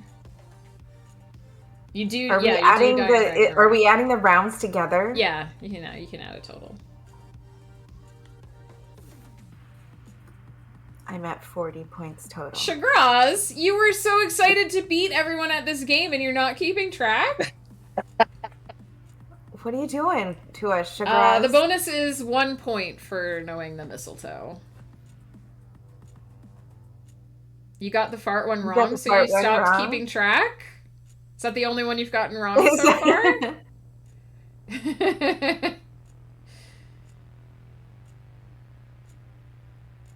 Okay, well then you would have 5 times 5 and 5 times 8 points. Ooh, Bart is at 61. I'm at 35. Nice. What are you at, Flutter? I've got 40 altogether. Woof? I don't want to say. Say it. I feel really bad. Say it. I have 66 points. Okay. Woof is a librarian. It's fine. None of us were expecting to beat Woof at this game. No, I feel horrible. I'm sorry. No, I mean, you feel bad. That's amazing. I don't think anyone is being super competitive except for Shagraz, who apparently lost track of his own scores. So, and to be fair as well, I have read Megan's book, so some of this stuff I know because of her books. So. Yeah, between me and Neil Gaiman, you're probably pretty well versed in mythology. Yeah. How many questions are in the Greek round? 10 or 9. All right. And then there are 7 in the trivia round. So we have Greek mythology, which is true or false, and we have the trivia round. The trivia round will be tougher. So if you want to do trivia and then finish off with another true or false, we can do that. What we can do for the trivia round is I can read each of the questions and you can try to answer them, and then we can go back and go over the answers to give you a little extra time in case you think of something in between.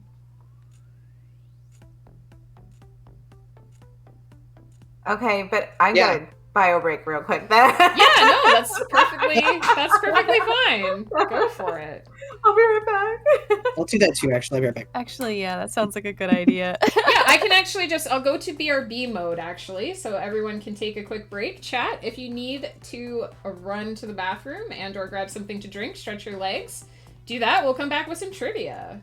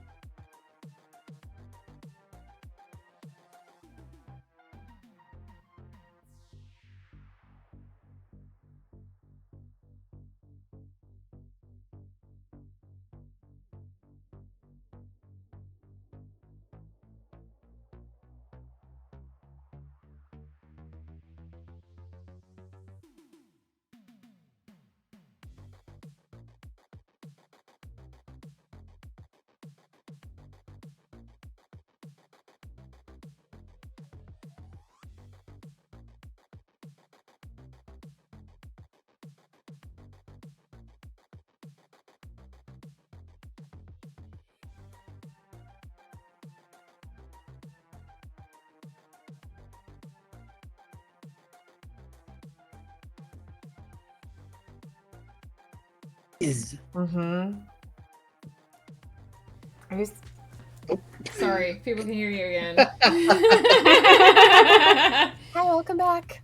Oh my goodness.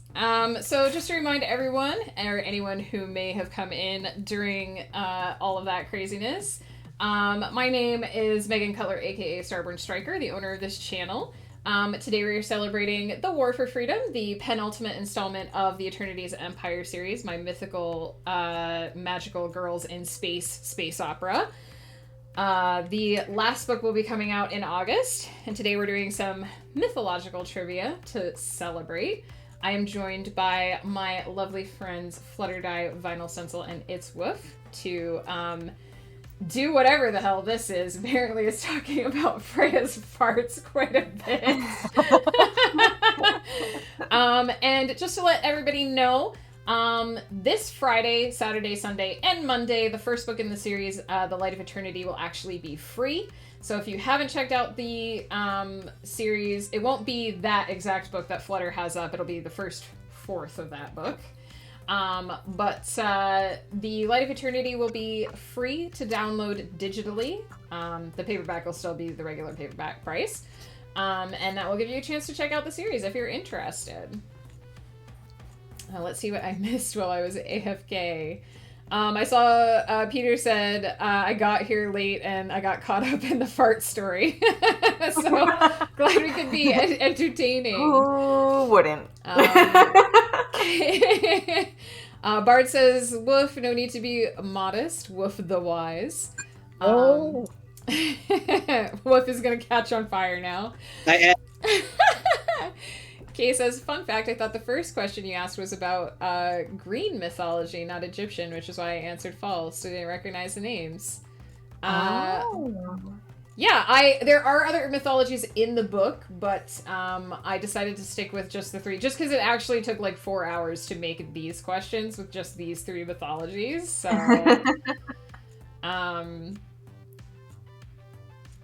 And I believe Adorable Dreams and Kay are having a nice conversation about things that are a little over my head, but it's cool. There's also an Irish myth that I heard recently where there was a small army driven up into the trees by a flock of venomous sheep. Wowie! Don't mess with the sheep. I would believe it. Oh, if someone was born in a certain place, depending on the place, they would tend to like certain things. That makes sense. Yeah. I think it's a psychological conversation happening, which I've always been fascinated by psychology, but also it's a little crazy how our brains work. Right. Well, it's the reason why I like that one pizza place from back home, because it's like disgusting pizza, but I just adore it because it was what I grew up with. Like, it's just... No, I get that. Sometimes you have a nostalgia for the experience, even though it wasn't necessarily the best experience. Oh, Shagraz got the foot question wrong too. Subtract 5 points, Shagraz. -5, Shagraz. What are you doing? There's been 14 questions so far. Penultimate, yes, the ultimate pen. The pen is mightier than the sword, but the penultimate is mightier than like 10 swords. Noted. Penultimate is one of my favorite words, but it just means next to last. Are there any myths that come to you that have less or no conflict? I think most myths are generally based around conflict because they explain the ancient world. Off the top of my head, I don't think I can think of one that doesn't involve some form of conflict or strife. But if I think of one, I'll let you know.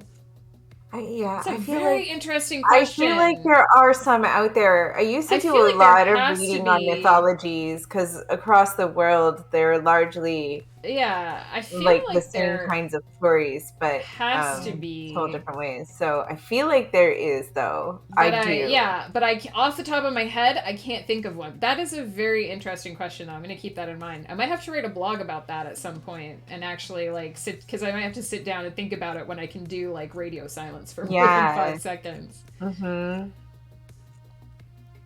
It's about Yeah, that's chickens. We tough. just talked about little chickies.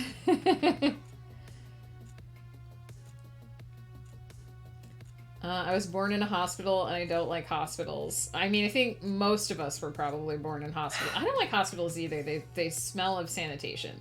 The hospital that I was born in has been destroyed, so it's fine. Wow. That's dark. Well, you know. Shagraz says, I can't believe Wolf's beating me. I mean, we're going to do the trivia round now. Everything can change. Mm-hmm. We're going to not be on true or trivia false. round, I need a different piece of paper for. I don't have room for that on this one. It may be like my golf with friends where I do really well at the start and then I suck by the end.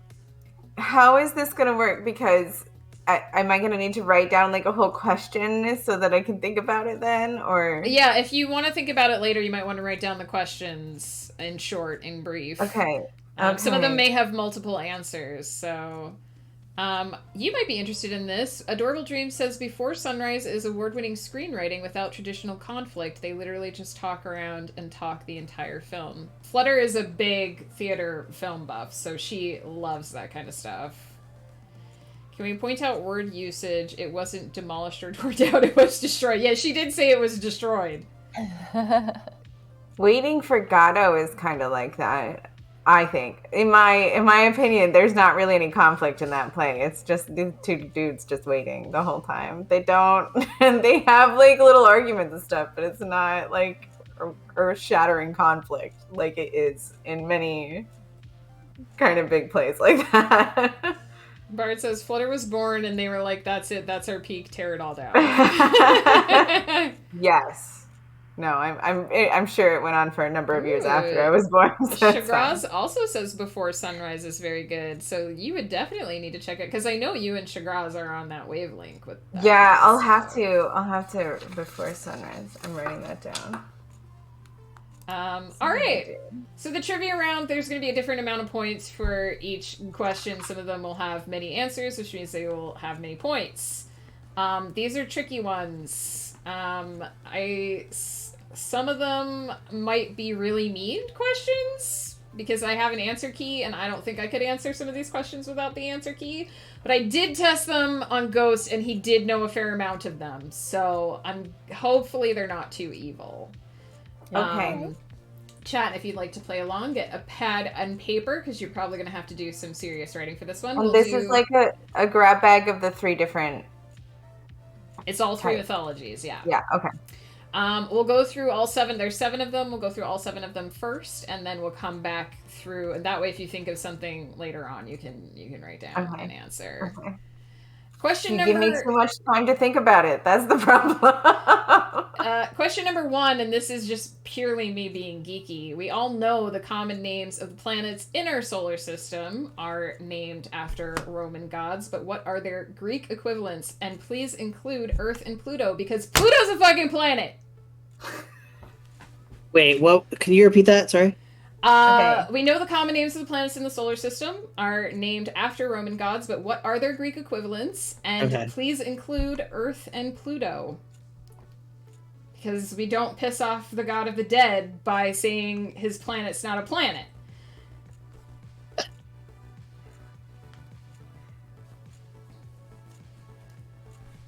I assume you do all know the names of the planets, but if you need a reminder, my very excellent mother just served up 9 pizzas. Yes, that's what I'm thinking in my head and writing it down. Just hush. In my head, it's 9 pies, though. Pies is fine, yeah. As long as you include Pluto in there somehow. You get points for each one that you get correct, and there might be a bonus point.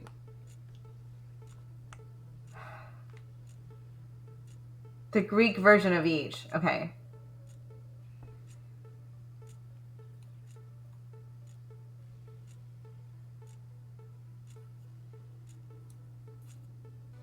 This is my favorite question because I was a astronomy geek first, so...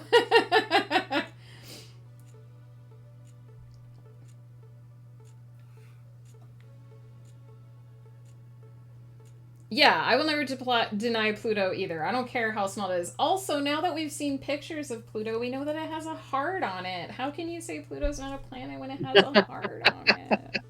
And some people are like, it's smaller than Russia. I don't care. It's got a heart on it.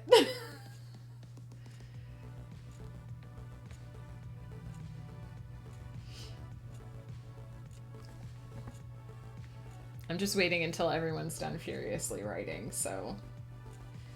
I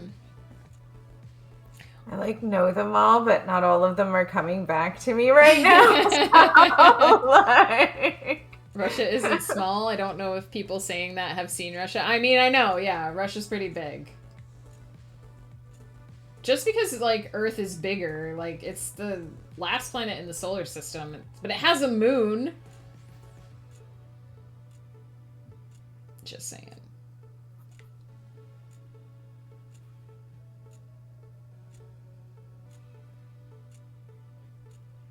I like Woof's, like, thoughtful expressions because they're so intense.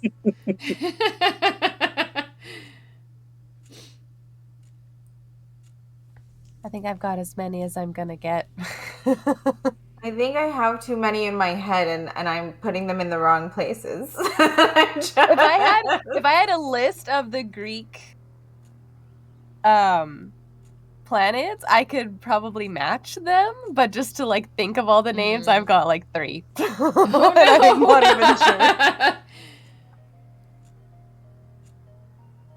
sure.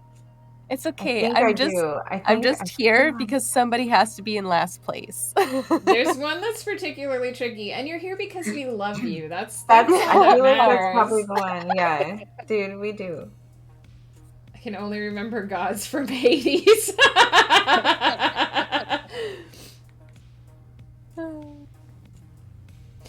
Some of the Greek mythology questions you may be better able to answer if you have played Hades. I was gonna say, that might be a good thing for you right now, actually. I have one that I'm Russian not planets sure about. are the same planets. Oh. Thank you, Shagraz. Is it? Woof, are you finished? I think so. Give Flutter an extra minute here. I have a list. Are you ready for question number 2, or do you need time to work on this list? That's okay. Let's just... Yeah. Question number 2, and I'll give you 2 points for a correct answer on this one. How did Odin lose his eye?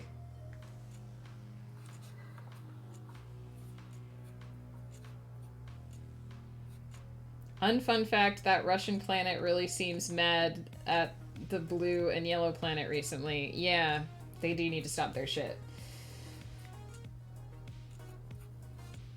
I had to open Word doc for this. Sorry, Bard. But also, I hope you're enjoying writing answers. Are you writing down your answers, Shagraz? Because I want to know how many you get right. I'm probably wrong in my answer, but I doubt it. Kay says he lost his eye in a poker game. Sounds legit to me.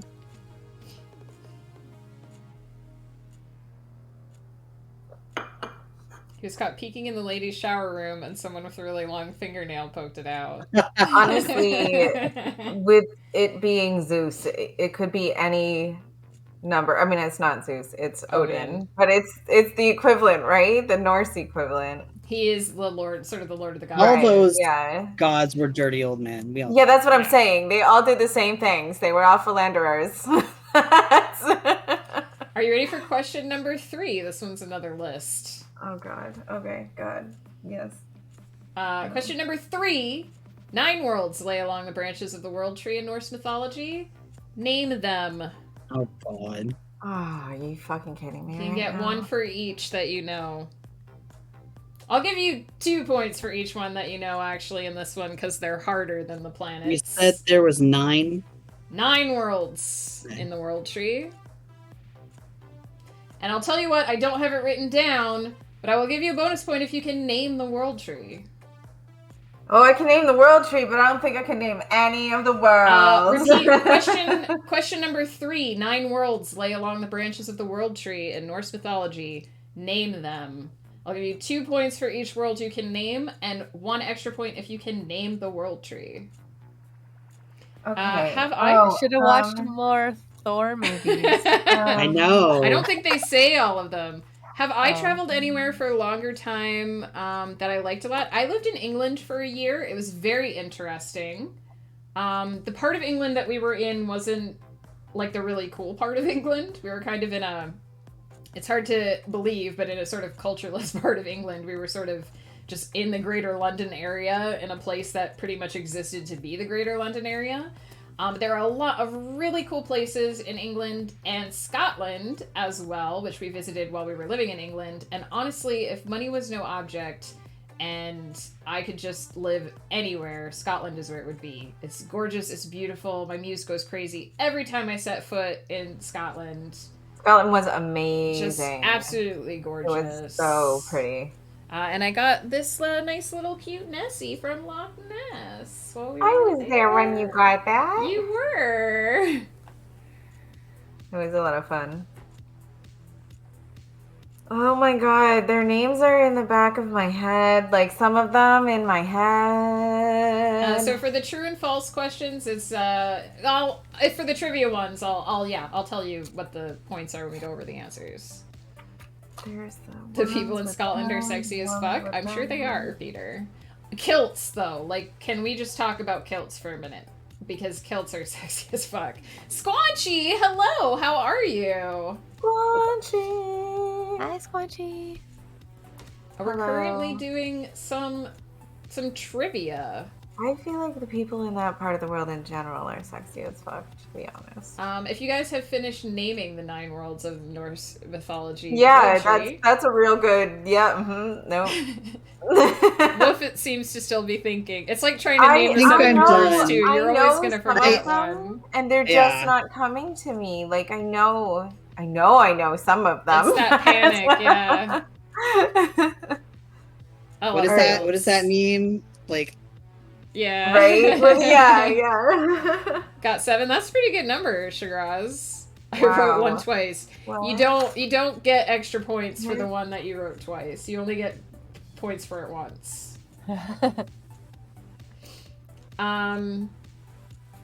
Wolf still looks like he's trying to do this. No, I think I'm good. Okay. Give it Flutter a second. Trollheim and Dwarfheim count? Close, but no. Roaming Witch. The only thing I still have trouble with in the kilt is figuring out how to make peeps. Like, you try to lift it in front of you, or do you sit down, or do you raise it when you sit down? There's a lot to consider. I've never worn a kilt, so I wouldn't know any of these things. Although I have worn skirts. That language is unfamiliar to me. It's hard for it to register in my memory. Yeah, there's a lot of... I had trouble with this one, and Ghost had trouble with this one, too, because we kept repeating them when we didn't have the list in front of us. Right. Yeah. Are you ready for question 4, Flutter, or are you still working on it? Sure, it's fine. I'm not going to come up with them. It's good. Question number 4, and this one might be easier if you're paying attention to the last round. Name Loki's children.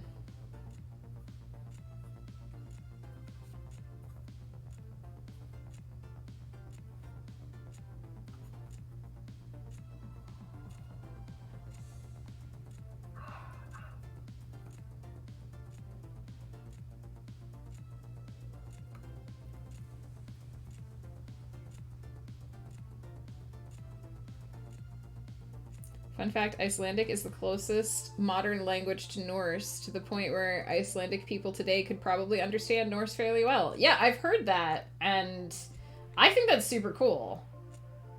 Because, like, a lot of the... Like, people still speak a lot of Latin today, but it's technically a dead language. Like, people don't speak it in your day-to-day. Just people learn it, people know it, because it was what a lot of the classics were written in. Or translated into. A lot of medical terminology still. Mm-hmm. Lots of things are based on Latin terminology, yeah. Loki's children are front door key, garage key, safety deposit box key, and activate digital key. I love it. I know that I'm missing probably quite a few. There aren't that many. I got one. On my list, there are 4.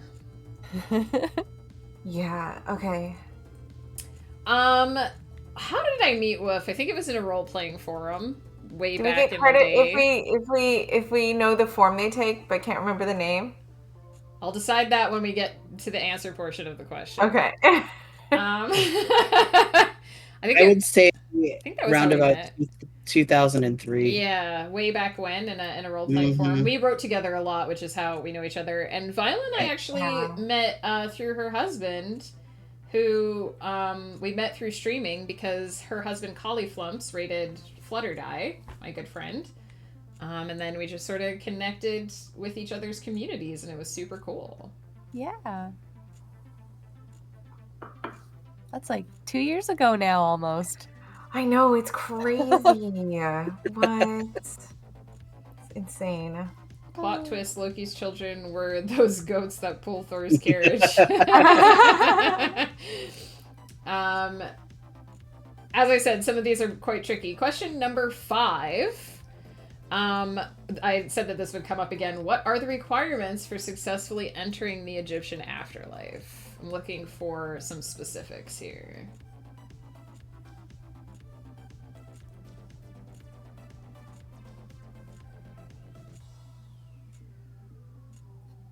Where did I get my username from? So I used to go by the name Star Striker, which people used to just shorten to Striker, and still sometimes do just shorten to Striker. But when I try to use Striker as like a name anywhere, it's always taken. And I listened to this song that I really like, called Starborn. So I just kind of tacked it on to, or into the middle of the Star Striker that I already had, and so I go with Starborn Striker because I likes it. I keep missing the question. This question is, what are the requirements for successfully entering the Egyptian afterlife? Despite the fact that we talked about this like half an hour ago, I have no idea what they are. Well, we didn't talk about all of them. We only talked about some of them. And the question before that, Bard, if you missed it, was to name Loki's children. The singer, I believe it's Iron Savior song. I believe Starborn is the whole name of the song. I'm not surprised.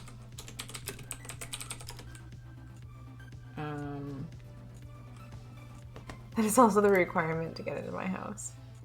Yeah, the song is called Starborn. Basically, when I wrote my Celestial Serenade, I listened to a lot of a band called Iron Savior because they write primarily sci-fi songs. And many of those songs are still on the playlist for my like 8-hour playlist for that series. But that was one of my favorite ones, was called Starborn. Yeah, no problem, Bard. If anyone needs a question repeated, let me know. The genre for that song is heavy metal, just as a fair warning in case anybody's looking that up and doesn't like heavy metal. Just so you know what you're getting into. Like me. Don't do it. Well, you know, any band with iron in it just makes me think it's probably heavy metal. Are you guys ready for the next one? Can I repeat question 4 of the Norse one? All right. I feel like this is Shagraj trolling me, but I'll humor you. Question number 4 from the Norse round was, Skadi once came to Asgard seeking revenge for the death of her father, Thaisi. In order to calm her, Loki was tasked with making her laugh. He did this by taking the form of a goat and tying his beard to his testicles. Once Skadi was calm, Odin offered to compensate her by granting her a husband from among the eligible suitors in Asgard. The catch was that she could only choose her husband based on their hands. True or false? Yeah, I did, Shagraz. I knew you were trolling me. Jeez. Needed to give people time to answer that question anyway. Full disclosure, question number 6, probably the most evil question in this round. No! No. Ra, the sun god, has 4 forms. What are they and what are their names? I will give you separate points for the forms and the names because the names are much harder. I know, Shagraz. Sometimes you gotta give the people what they want.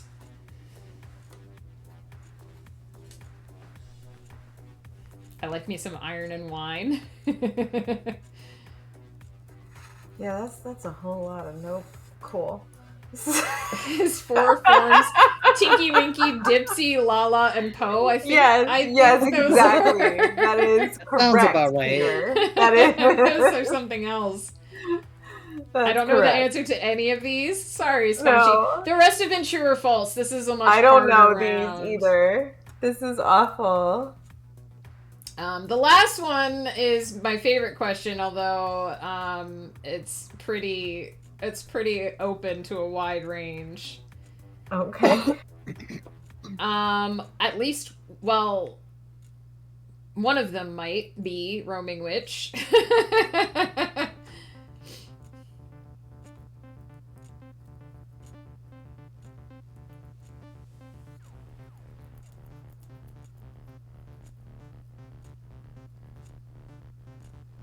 This round is also mostly just me being geeky because I am into this kind of stuff. It's fantastic, really. Yeah. I love it. The raw question was evil, so I'm putting down Vinyl Stencil as an answer. The 7th question, I'll read it because it's easy-ish. So during my research for putting this stream together, specifically in Greek mythology, what do you think was the weirdest thing someone had sex with? That In a seems myth, Hold on, very- no, that's myth. really It super seems subjective. very subjective. Yeah. I think you'll agree with my answer, come though. on. I think you'll agree with my answer. But if you come up with a good answer, you'll still get a point. So it's the If weirdest it's at thing least someone. if it's at least as weird as the thing I have written down, you can have a point. The weirdest thing weirdest someone had thing sex someone- with. Okay, is this anybody or like a god? Anybody. Anybody but a god. Probably a god because it's Zeus. Anybody. See, I feel like this could be divided in the weirdest thing someone had sex with or the weirdest thing someone had sex as. Well, true, Well, but- I mean, it's the weirdest thing somebody had, because somebody probably had sex with that thing while he was as it, so it's the same question, really. Yeah, I'm like having trouble because I know that there's a handful of situations in my head that are just really off nominal, and I just don't know. Bruce Campbell Soup, thank you so much for the resub. I'm sorry you entered to this part of the conversation, but hello, how are you?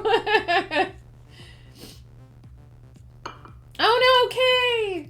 We're gonna go over the questions again. It's okay. You'll have a quick chance to answer them. They did it with the warp core on the USS Enterprise while he was dressed as Mr. Spock, including the ears. I don't know if that happened during Greek times. Bruce Campbell Soup, if you'd like to join in the game, we are going to repeat the questions for the trivia round as we answer them, so you'll have a quick moment to answer them if you would like to get some points. Also, if anyone missed part of the game and would like to go back and replay it later, there will be a VOD, and it will also eventually go on YouTube, so... I feel like I should know this, and I probably do actually know the answer to this, and I just can't remember. There are a lot of weird ones, but to me, There this was is- there- a yeah. standout story that I was like, yeah, that's pretty weird.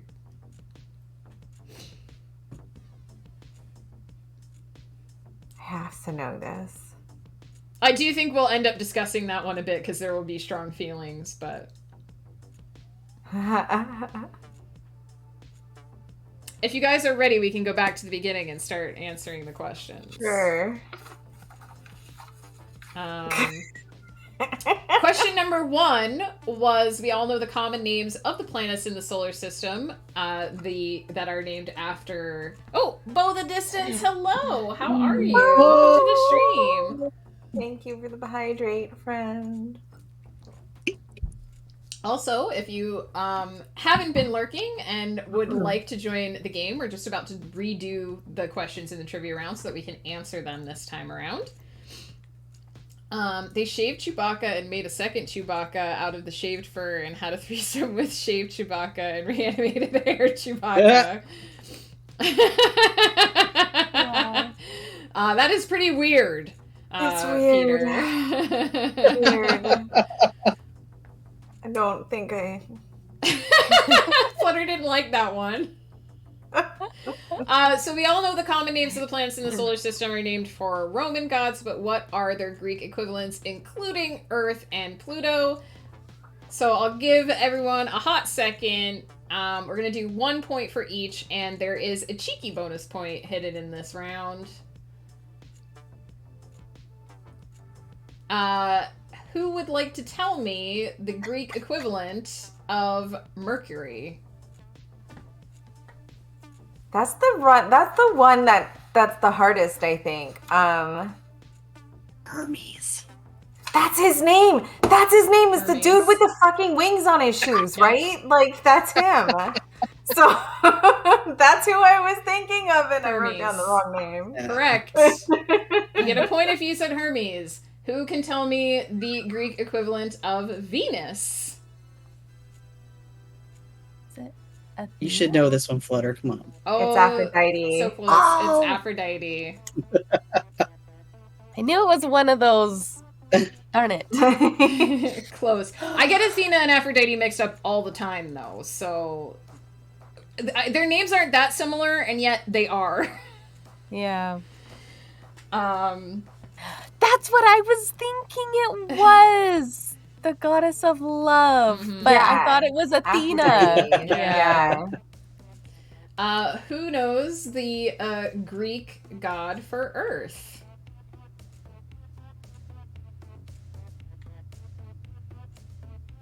No believe idea, it's but I Gaia. said Atlas.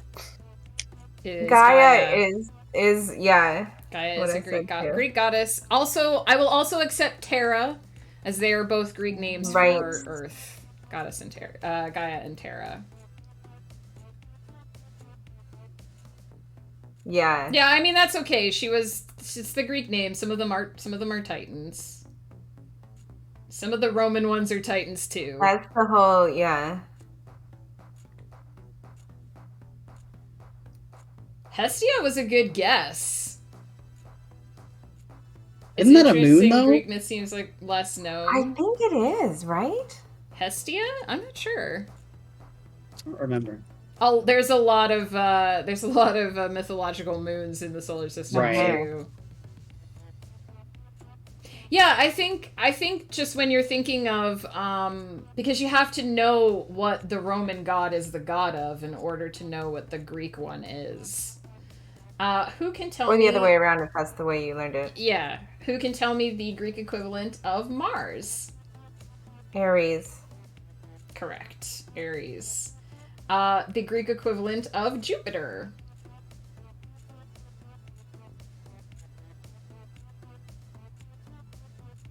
Zeus. It's Zeus, yep. Correct. The Greek equivalent of Saturn. Oh, Bard, you didn't get Jupiter. It is Zeus. Is Saturn Kronos? Saturn is Kronos.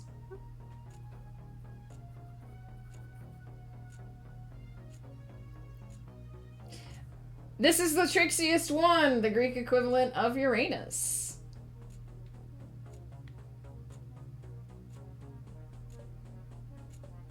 This is the one I don't expect anyone to get.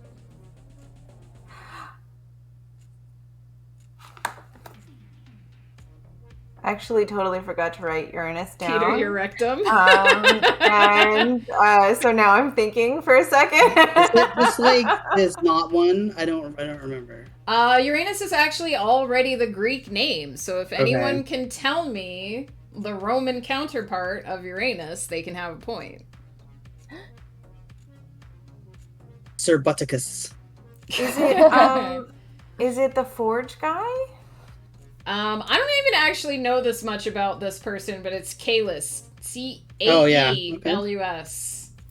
Oh yeah. So that is the most tricksy part of the question, is that Uranus, or Oranos, as everyone is saying in the chat, is the already the Greek name. Right. Also, Uranus, best Sailor Scout. Also true. Mm-hmm. I have different feelings about that, but I do like Uranus as a Sailor Scout. The outers in general. Who knows the Greek equivalent of Neptune? Apollo. No, he's sky. Neptune is sea. It's the other one. Shit, I wrote down the wrong one again. Poseidon. The one with the P. Poseidon. Yep. This is what I was saying. I had like all of the names, but I wrote them all down in the wrong places. And the Greek equivalent of Pluto. Has to be Hades, right? It is Hades. Hades.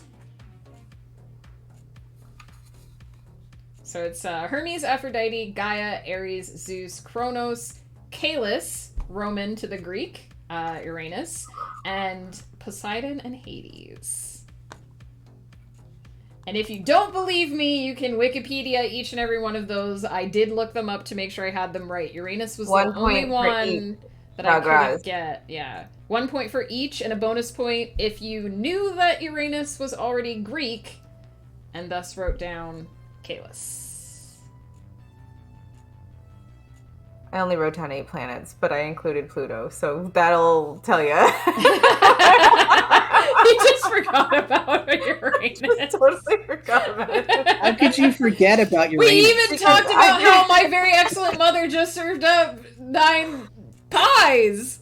I know. I just forgot the U. That's all. Oh my goodness. My anus is Scottish. Thank you, ma'am. Salty that I didn't get Zeus. Oh, Bard. Wow, Chagraz. Thanks. I feel like I should have. Chagraz will always remember your anus. Flutter. Question number 2 was, how did Odin lose his eye? And I'll give you 2 points for getting this one correct. Do we want to read out our guesses? Do you have a guess for this one, Vinyl? My guess is that an angry woman stabbed him. That's true. I think it's true. Guess. I think you got it true by that, right? What did you have written down, Flutter? He'd probably deserve it. It is the duel with Scotty over her father's pride or something. That happened in my book. Father. That happened in my book. That didn't happen in mythology. Listen, I don't know. It could be a duel with a woman. This is what I'm saying. I'm very flattered that you think that was actually from mythology. I don't know, honestly. Wolf, what did you write? I wrote a raven ate it. We're 0 for 0 here. Roaming Witch has it. Odin wished to drink from the Well of Erd, or Mimir's Well, which was believed to impart cosmic knowledge. Mimir agreed that he could drink only if he offered his eye in exchange, so Odin gouged his eye out with his spear. Lovely. Wow. So he stabbed out his own eye. Because He did, yeah. He gave it to Mimir in order to drink from the Well of Knowledge. Mimir. Question number 3. 9 worlds lay along the branches of the World Tree in Norse mythology. Please name them. Vinyl, do you want to go first? Asgard? Asgard is one of them, yep. And then I have Loki Land. I wish, but it's not one of them. He wishes too, I'm sure, but it's not one of them. And Thortown. No, also no. Freya's World. Freya's World is one of them. Love this. So good. That's all I got. We did name a few of them earlier for anyone who is ultra paying attention. What do you have, Flutter? I have Asgard, Jotunheim, Valheim, Helheim. I'll take Valheim. And then I start going into words that I think are words that are not. Helheim isn't actually one of them, but it is located in one of them. But I will give you 4 points for that one. Okay. They're close enough. Oh, but we get an extra point if we can name the world tree. You get an extra point if you can name the world tree. Which Yggdrasil. is Yggdrasil. Woof. Okay, I wrote down Asgard. Mm-hmm. I also wrote down Hell. I'll give you Hell, even though technically it's not. Well, you got Niflheim, so you can't have Hell. So okay, I'll cross that one out. They're the same. Niflheim is what it's called. I forgot the Heim part. I couldn't remember what it was. Hell is in Niflheim. If you have Hell but not Niflheim, I'll give you a point. Yeah. For Jotunheim, Svartalfheim. I also wrote down Valheim, but I don't know if that's true, if that's just a game. It's actually Vanaheim, but I'll accept Valheim. I also wrote down Vanaheim as well. It's the home of the veneer. I'll give it to you for knowing it. Yeah. Right. Okay. 5. No, I wrote down that one too. And then Alfheim. That home of the Mighty Ducks? Alfheim is one of them, yeah. Alfheim. That's all I have. So, yeah, you got 6. That's pretty good. Vanaheim. It's Vanaheim, not Valheim. Yeah, it's true, yeah. As in no particular order, because I'm not actually sure what order they go in. Asgard, the home of the Aesir. Alfheim, the home of the Alfs or Elves. Svartalfheim, home of the Svartalfs or Dark Elves, which are actually dwarves. The dwarves led by Avaldi. Midgard, which is Earth. Jotunheim. Oh yeah, duh. I forgot about the Earth one. Freaking well forgot about Midgard. Jotunheim, the home of the Jotun or Giants. Vanaheim, home of the Vanir, ruled by Freya. Muspelheim, which I think everyone missed, which is home of the Fire Giants. Nidavellir, which is home of the dwarves, led by Sindri. And Niflheim, where Hell is located. If you wrote down Helheim instead of Niflheim, I will give you a point. Valkyr from? Or are they just everywhere? Valkyr means Valkyrie. Yeah, but where are they? And I saw a lot of people answering with Bard said Asgard, Midgard, Helheim, Alfheim, and Jotunheim. Bo got Asgard, Midgard, and Jotunheim as well. And the world tree is Yggdrasil. Yggdrasil. I know that one. I'm getting it tattooed on my back. Odin did also sacrifice himself on the Tree of Knowledge as well. He shot himself with a BB gun in the eye. Freaking Odin goes hard. Odin is pretty hardcore. G Chili, oh my gosh!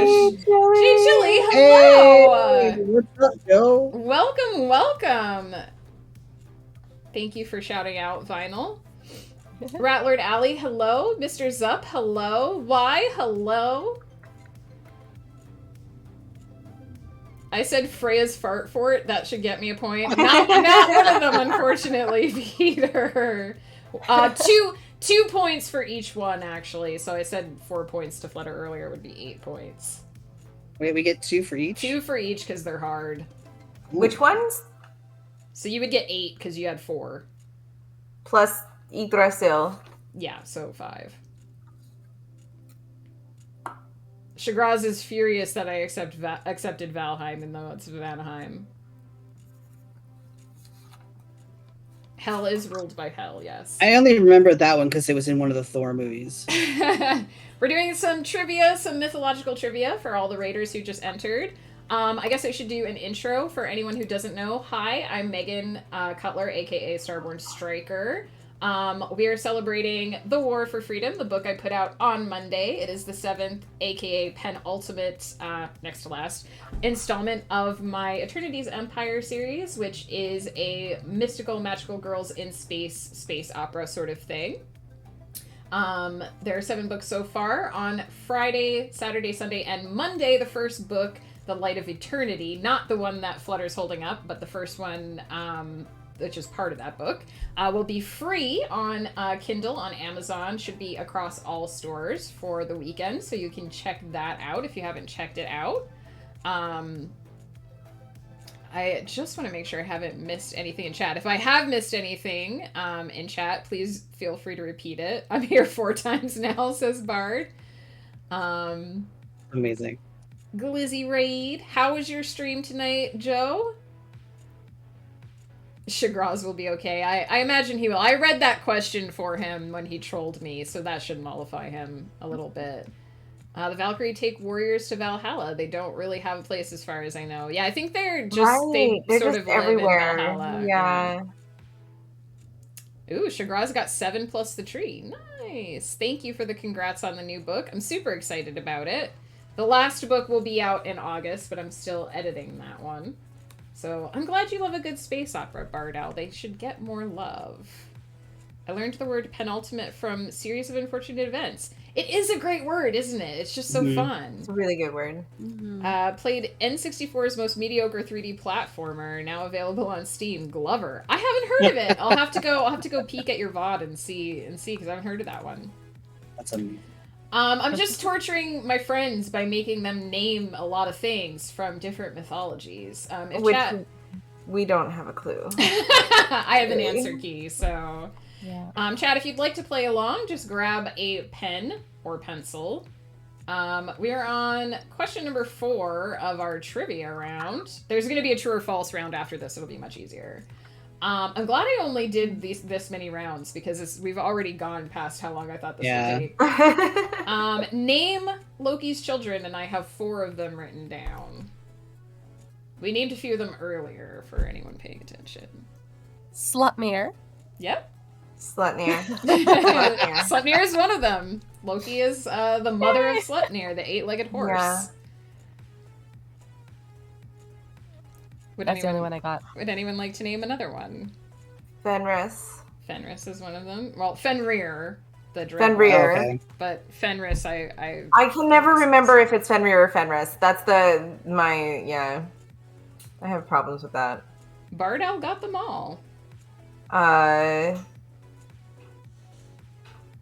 Odin rides Sleipnir because it's the best horse, and which 2 did you get, Woof? And The same, those 2. yeah, Hell is another one of them, and there's one more. I forgot about Jormungandr. Jormungandr, the world See, I wasn't serpent. sure if that one. I'm It's like, the serpent okay. one. It's the snake one. Yeah. So for anyone keeping track, Loki's children are a half-dead woman, a serpent that is large enough to wrap around the world, a wolf whose children will eat the sun and moon, and an 8-legged horse, which he gave birth to as a mare. As a horse. Yeah. So it's Hel, Jormungandr, Fenrir, and Sleipnir. And Sleipnir. Loki, man. Sleipnir. Which Loki was the Sleipnir. Yeah, Loki Right. got around, yo. Like, He was like, and who could blame him? Like, I'm gonna say 2 points for each, because again, they're hard. alright, cool. Loki and Zeus have a lot in common, yeah. I'm not gonna get They like any changing of into the rest weird of them right. things and doing it. I feel like Loki may be a little bit less rapey, though. Yeah. Oh, well, definitely, yeah. Oh, for sure. Yeah. No, Greek definitely. mythology, very Is rapey. bad. Yeah, Oh, we're it's gonna talk bad. about that in a bit. Oh my God. Question number 5. What are the requirements for successfully entering the Egyptian afterlife? Something about weighing your heart and a feather. Yep, Oh your, my god. your you're so heart good has at to be memory. lighter than the goddess Ma'at as a feather. That's one of them. That's the last Oh. one. Oh, I didn't get that part. I forgot about that. I wrote a heart that is lighter than a feather when weighed by Anubis on a scale. I mean that's the process. Right. Ma'at is the feather. Right. I didn't get that part. Mummification is one of them, Bard. So the requirements for entering the Egyptian afterlife: the body must be preserved via mummification. If the body is destroyed, you cannot pass the gate. And the soul must be able to identify its name. The name must be preserved in writing somewhere near the body. This is why the tombs were such a big deal. Only if the name and the body are preserved can the ba and the ka join together and make the journey into the afterlife, the final gateway to which is having their heart measured by Anubis against Ma'at as the feather. So there are 3, 1 point for each. If you count plastic surgery as mummification, then all Karens are going to Egyptian heaven. Depends if they survive when they're in the coffin. I thought you need to carry a cat. You don't have to carry a cat, but cats were considered to be guardians to the afterlife, Squanchy. Cats were sacred to the Egyptians. Also, Peter said if there's not fan fiction of Loki and Zeus, then someone has to write it. I'm sure Rule 34, you could Rule 34 the fuck out of that. Yeah, I bet that's I'm out sure there. someone has written that. Or you get eaten by a giant alligator. Yes, if your heart weighs more than the feather, the giant alligator will eat you. That's fun. The Egyptians actually did not believe that the brain did anything, which is why they sucked it out through the nose. They believed that the core organ was the heart, which is why the heart needed to be measured against the feather. Right. Fun fact. 1 point for each, and there are 3. So it's 1 point for each for this one, 2 points for each of Loki's children, because those were hard. I guess this one was hard too, but we talked about it earlier, so I feel like... For the evilest question, I will give you 2 points for each name, and 1 point for each aspect. Ra, the sun god, had 4 forms. What were they, and what were their names? I got none of these. I have no idea. I'm really not. I wrote down earth, fire, wind, water, and heart. Did you seriously write that? I was trying to do a thing on like Captain Planet. By our powers combined. Yeah. Ra, the god of the sun, had 4 aspects. The aspect of the rising sun, the aspect of the midday sun, the aspect of the evening sun, and the aspect of the setting sun. Yeah. Kepri, the beetle who pushes the sphere, is the aspect of the rising sun. Ra is the aspect of the midday sun. Atum, the disc, is the aspect of the evening sun, and Knum, the goat-headed god, is the aspect of the setting sun. You know, I know exactly what you're talking about, and I just didn't think about that. Do I get a point for sun? Like, I know all the pictures. Shagraz. Like, I know all of the glyphs for these, like the hieroglyphs for them. I think I've seen this in hieroglyphic form. You don't get a point for knowing that, but that's really cool. I wrote down the word raw. Does that count as a point? Sure. It is one of them. It's one of the answers. Did you write it as part of the question or part of the answer? I said raw's forms, so no. So no, then. Point retracted. He was chased out of the sky by Set, and every day he would pass through a giant serpent in the underworld and be reborn again in the morning. It was Earth, Wind, Fire, September. Money and September. You wrote Ra, Shagraz, so you get a point for Ra. You get 2 points for Ra. Bra is one of the names of one of the forms. So this talk about lore about the heart reminds me of a writing question, but should I ask that over in Discord for later? Hang on to it until the end of the stream, Roaming Witch. If there's time, we can answer it then. If not, post it in the Discord. Or you can post it in the Discord now, and I'll read it after the next round if there's time. I'm just trying to look at what everybody said. Ancient Egyptians did not believe that the brain did anything important. They thought it was garbage, so they sucked it out of the brain and threw it out of the body and threw it away during the mummification process. They would stick a hook up the nose. Peter asked, how did they do that? They would stick a hook up the nose and they would jiggle it around until your brain was mush. And then they would just sort of, pull it out. They usually broke this bone here in the nasal passage in order to do so. Yikes. There you go. That's how it was done. Sign me up. Bo even said, But "I at just least love you the were brain dead part." first. You were I dead. mean, I know, but You like, were dead when it happened. They did that to people that weren't dead first for a while, and that's There were several organs Not that okay. were removed and preserved, including the heart, lungs, and liver. The liver, You were hopefully dead. More important to the Egyptians than the brain. The liver. Love scrambled brains in the morning. Yeah, of course it is. I'm being told I need to go to bed by mean old fiance because we have work or some dumb thing. Oh no! Okay, put it in the Discord, Roaming Witch, and I'll answer it there. I'd do it now, but I don't know if it'll be a quickie if you need to go to bed. And number 7. Number 7, in Greek mythology, what was the weirdest thing that someone had sex with, according to my research for this stream? I wrote down several. Well, I need something specific. I wrote down shower of gold, swan, sea foam, cow, their sister/brother. Their sister/brother isn't that weird. Everybody did that. And by cow you mean bull, right? Yeah. It was a bull, wasn't it? Bovine. What did you write down, Flutter?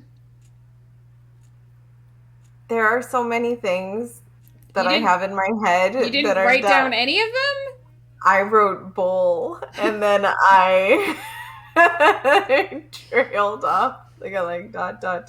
Peter says no work for. Did you write down anything, Vinyl? You have an odd chance of getting it correct. I don't know, so I guessed the weirdest thing I could sort of think of, and I said a tree.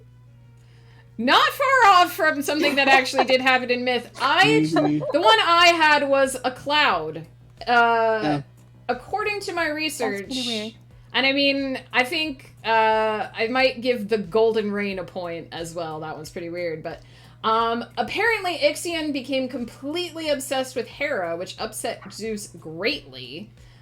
Even though Zeus cheats on her literally all the time. All the time. Literally all the time. To test Ixion's loyalty, he created a cloud version of Hera, and not only did Ixion fail the test, he somehow managed to impregnate the cloud. He had sex with the cloud, and the cloud got pregnant. But I'm not mad about it, though. I'll give a point to the Golden Rain as well, because that's pretty weird. I feel like that's props for D&D good rolls. That's the good. We did talk about Newt and Geb earlier in the stream, Bo. Mm-hmm, we did. And yet when I thrust into the sky, I get arrested. Turns into Golden Rain. Have 2 points if you wrote either a cloud or Golden Rain. Tree was a good guess, actually, because not far off from an actual Greek myth. We have one more round to do, one more true or false round. We'll go through that. I think it'll go pretty quickly, because you won't have to write down too many words. Right.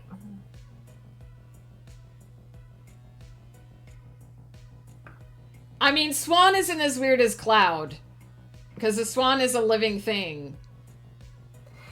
Just a little bestiality, Does that preclude it being weird? I don't know. I was looking for the weirdest. There's plenty of non-living things that people fuck. I'm not saying I'm not saying it's not weird. I'm saying it's not the one that strikes me as weirdest. Getting a cloud pregnant seems like a much more wild story than having sex with a swan. Yeah. Yeah.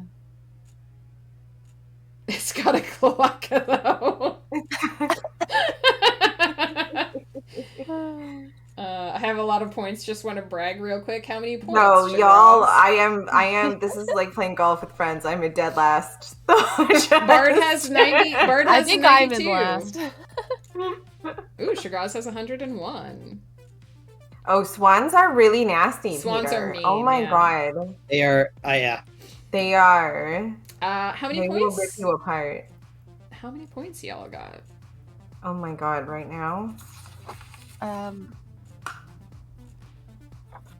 35 plus 6, 41.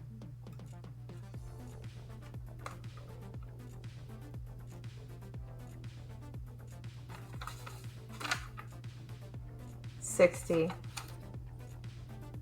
So you lied, Flutter. You're not dead last. I thought I was dead last, but I got the last 3 of those. I didn't answer anything. I'm surprised that you didn't answer You some of those. underestimated my lack of knowledge. I think she was overwhelmed by the choices. Woof, what's your score?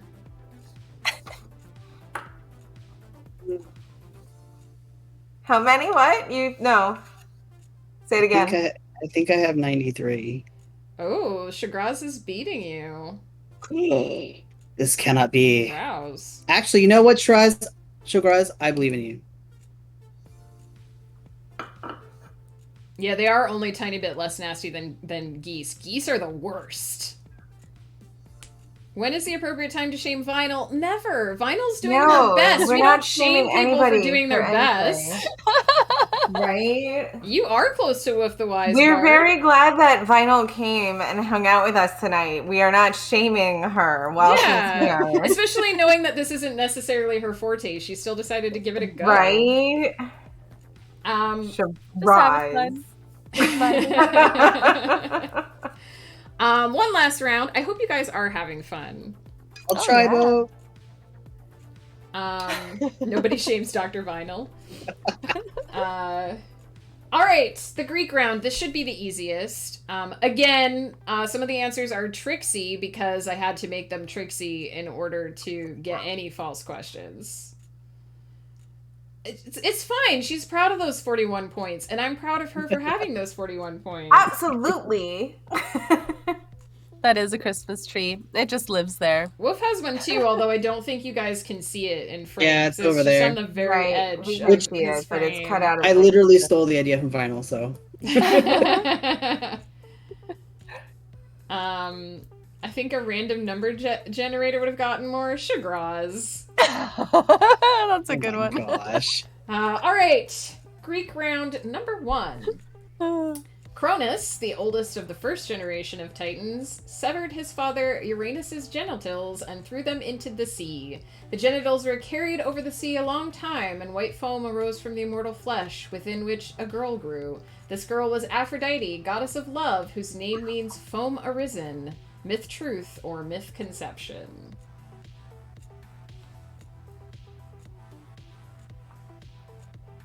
Oh, that's cool, Bard, that you redecorate it for the different holidays. That's a cool idea. Ooh. I'm too lazy for I've that. always wanted to be the kind of I've always wanted to be the kind of person that decorated for holidays, but like it's so much effort, yo. I just And then don't. you have Part to of the store reason that everything. lives here is because I don't have storage for like seasonal decorations, so the tree just lives there. Yes. Do you guys think this one is true or false? I'm going with false. I think it's true. What's put- making a face? I put false, but I think it's because of the details are not right. That's potentially a thing. This is myth truth. This is how Aphrodite was born. She was born from Uranus's genitals being thrown into the sea. I don't know if her name meaning foam arisen is always the correct. Right. There seems to be some division between people over some translations, but from what I read, that is accurate. Fantastic. Cool. So, maybe that's why she's such a bitch. Who knows? I literally only decorate the tree, but you decorate the tree, Bard. That's the point. I don't decorate shit. Just put up a green screen and insert a background. Ooh, Steve Fantasy! Oh my gosh, you guys, so many raids. Thank you so much for the raid. Hello. We're just talking about the fact that Aphrodite was born from Uranus's genitals being thrown in the sea. How was your stream? Mother Vamp, thank you so much for the follow. Oh my gosh, you guys. Hello. Juniper Arise, Aaron the Destroyer. Hello, hello. Welcome to the stream. Oni Boot, sorry. I don't know why I said it that way. Good night, Roaming Witch. Thank you so much for hanging out with us. I really appreciate it. I hope you sleep well. Good luck with work tomorrow. I'd be mad if I was the product of dick soup, too.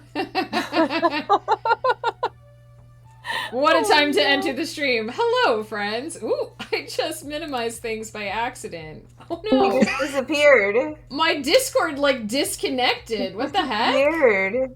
Uh-oh. Whoops. Hello. Am I in here again? I am. Can you hear me? Yeah. They should be able to hear you. I need to turn my camera on. Do you hear us? I can hear you. Yeah, my Discord Okay. actually turned all the way off. I have no idea what happened. Yeah, I've had to do that to me before too. It's really weird. Aaron, I haven't been streaming for very long, so it's entirely possible that it makes sense that you wouldn't have followed me before. But thank you so much for following now. I really appreciate it. Stream is going pretty good. We're talking about mythology and all its craziness here. I just broke my friends' brains by asking them some really tough trivia questions. And now we're rounding out with some true or false questions about Greek mythology. Stream still heard it. It is weird that Stream could still hear everyone. That has happened for me too. Because it kicked me like all the way out. I opened my Discord and it was like Discord is starting, and I was like, what happened? Weird. Maybe because OBS? I don't know. Let's call it here while I'm ahead. No, there are 8 more of these, Shagraz. 8 more questions. 8 more questions. Chat, Suffer with the rest of us. if you'd like to play along, these are all true or false questions. You can get 5 points for each correct answer. There's going to be 8 more of them. Oh noes, that's right. Question number 2. Zeus, who could never keep it in his pants, slept with a mortal princess named Semele and impregnated her. Not a rare occurrence. Hera grew understandably pissed about this and planted seeds of doubts in the young princess's mind as to the identity of her lover.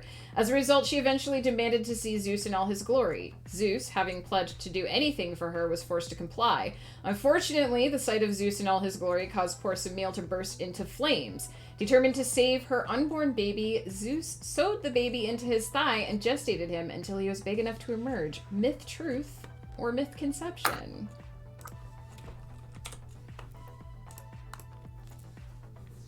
She took Zeus to Jerry Springer. She would have if Jerry Springer had existed back then. You could have a panel discussion with all the women he freaking slept with. That would be a very interesting and traumatic day. Who wants to tell me whether they think this is myth truth or mythconception? I think it's true. I remember a story. I remember Zeus having a spawn out of his leg. I remember that. I know that's true. What do you think, I'm pretty Viola? sure that's true. I wrote down true because it sounds so insane. It is pretty that, insane. like, you know, truth is stranger than fiction, so Yeah. I'm going with true. It is true, and you can have a bonus point if you can tell me the name of the child. Okay, so is this a different version of the one that could be out of his head? Because is it Athena? Does anyone else have a guess? Is it Perseus? Do you want to guess, Final? Hermes? Shagraz has this one. It is Dionysus. This is how Dionysus was born. Oh! There is another so funny. bonus here. There was another god that did spring fully formed from Zeus's body. And if you can tell me who, you can have another bonus point. Perseus was the rain wolf. Jeez. What? It was okay. So it was I should have Dionysus, known. Athena, and from Zeus's body, it was. You're way overthinking this I one, think Flutter. I think I know. I think I know, really but feel I like don't know. I probably am. What do you... Yeah, the one other god sprang fully formed from Zeus's body. Who was it? And what body part did they come from? Broke her. I don't One know. other than Dionysus. I think it was Athena from his head. You just said that, Flutter. That's what I just said. Yes, you did say it before I asked the question. It's written on the page! I had to ask it. It is Athena, so take a point, Flutter. Jeez. No, but I thought, wait, you said there's 3. No. I meant there's one other than Dionysus. I specifically said there's one other than Dionysus. I thought you were asking for a third one. I was like, oh. No, you just happened to answer the question before I asked it. Fine. Shagraz is roasting you in chat, Flutter. Listen. Shagraz is floating. Can I? All of us. Roasting all of us. Hepatitis, says Squanchy. Hepatitis is a disease, not a god. Like Shagraz. Sprang from his liver. Words, I can't word. This is why I don't stream, because I don't know how to word. Athena is the goddess of wisdom because she came out of Zeus's head. That is correct, both the distance. Whereas Aphrodite Flutter's been hydrating too much. Yeah, Aphrodite came from a severed penis in the ocean. A different head. Yep. I should shut up. I mean, it's not going to get any more mature than this. Oh God. This is one of the tricksy ones. Question 3. Sisyphus's eternal punishment involves standing in a pool of water beneath a group of fruit trees while suffering both eternal hunger and eternal thirst. He was, however, unable to reach the fruit trees, and the water would recede every time he stooped to drink from the pool. This is the origin of the phrase Sisyphean task. Myth truth or mythconception? This one's easy if you've played Hades.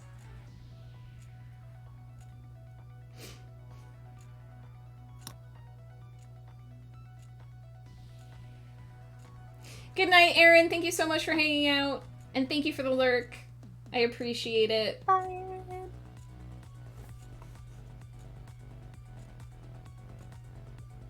I apologize if I missed anything in the craziness from the raid. Steve asked if it was going well. It is going well, I think. I broke everyone's brains a tiny bit, but I think they're enjoying it. Yeah, it's been fun. Who wants to tell me if this one is myth truth or mythconception? I said false because I think it's the wrong guy. I have like versions of this story in my head that are sort of like what you said, but not. And then there's ones that are just a different task altogether. So like. So did you say true or false?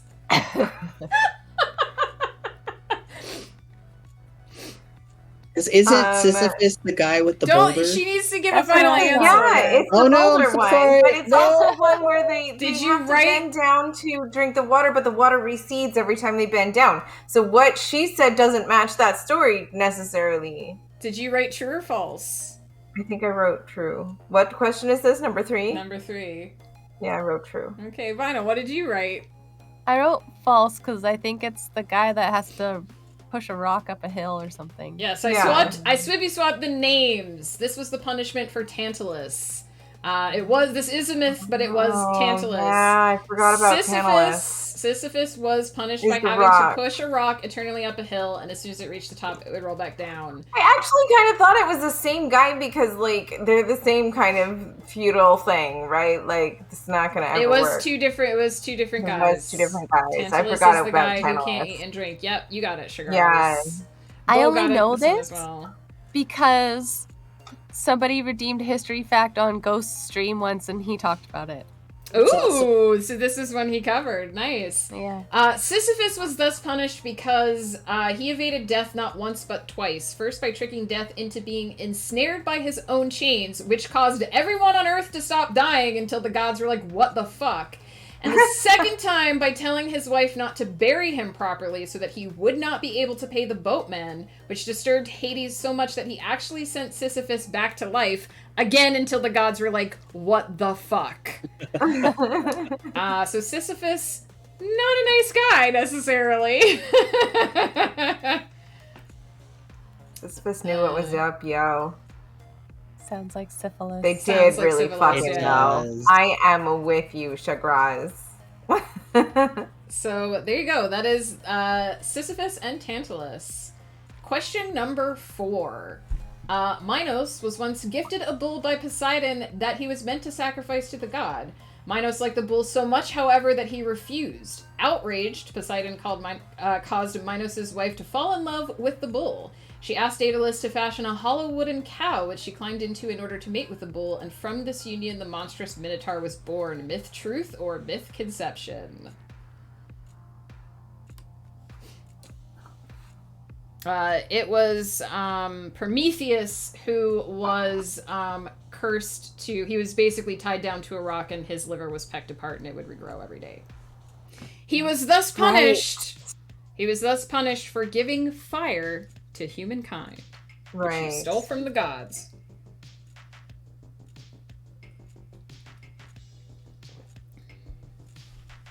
What do you think of this one, guys? True or false? I do think it was... Well, I don't know if it was ravens or vultures. I always get it mixed up with Odin's ravens. I wrote true for this one. I said true too. You're not wrong, Rat Lord Allie. This one is true. Don't tick off the gods, because they might make you fall in love with a bull so bad that you need to build a hollow wooden wool to have sex with it. Yeah. It's all about the bulls, yo. They're everywhere. I admit I don't know which bird. I think it's ravens, but basically birds. I don't remember. Birds peck out his liver and it regrows. Like I said, I always get it mixed up with Odin because Odin has 2 ravens. I should have made that one of the question. The name of Odin's 2 ravens. The names of the ravens. Ooh, that's good. I know some of them. I know they're potentially in Valheim, There's right? only 2. There's only 2 of them, so... Yeah, but I It's like Hugin and Fugin or something like that. Yes. Yeah. One of them means memory. Hugging and Hugging and fugging.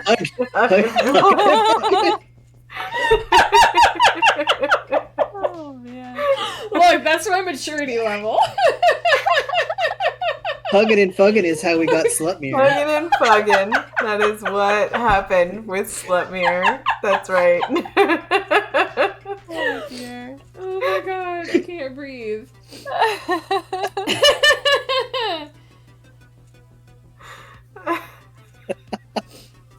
That is how they are said, though, Rat Lord Allie. So you are correct. Mighty Odin and his ravens hugging and fucking. Oh, they left that out of the Marvel movies. I wonder why. I wonder why. All right. Oh my goodness. Question number 5. During his epic journey after the fall of Troy, Odysseus decided he wanted to hear the songs of the sirens, despite warnings that their songs would drive him mad. The sirens in question were mermaid-like women inhabiting islands scattered throughout the sea. They used the power of their voices to lure sailors to their death on the rocks of their islands. To hear their song without destroying his ship, Odysseus asked the crew to lash him to the mast, while the rest of them blocked their hearing with wax shoved in their ears. Myth truth or myth conception? This is also probably one of the trickier questions. Like a sailor to a sailor. I have to blow my nose after that hugging and fugging fiasco. That's great. Like a moth to a flame. Guys, I love sirens. I think everything they do is perfect. And mermaids, if you look at the mermaids like in the way that they're supposed to be, like that they take like the sailors and drown them and stuff, and like, but the reasoning is spot on. Like I'm down Metal for it. mermaids. I'm down for the revenge of all of the female characters. There's a, I know you don't like metal, but there's a parody metal song called Mermaider, and it's all about mermaids like dragging you down under the sea to like kill you. Oh. Vinyl's like horrified now. Yes. Miss I Truth? think it's... Yeah. No, go ahead. Sorry, go ahead. No, you go. No, I was just saying that I think it's a little too heavy for Flutter to listen to, but... Myth truth or myth conception? Truth. I'm going with false. I also went with false. This one is false, and the reason is that sirens were not originally mermaids. The story is true. Odysseus did lash himself Odysseus did lash himself to the mast in order to hear the Song of the Sirens, actually to make sure that they were past them, in part, so that the others would know when it was safe to take out the wax in their ears.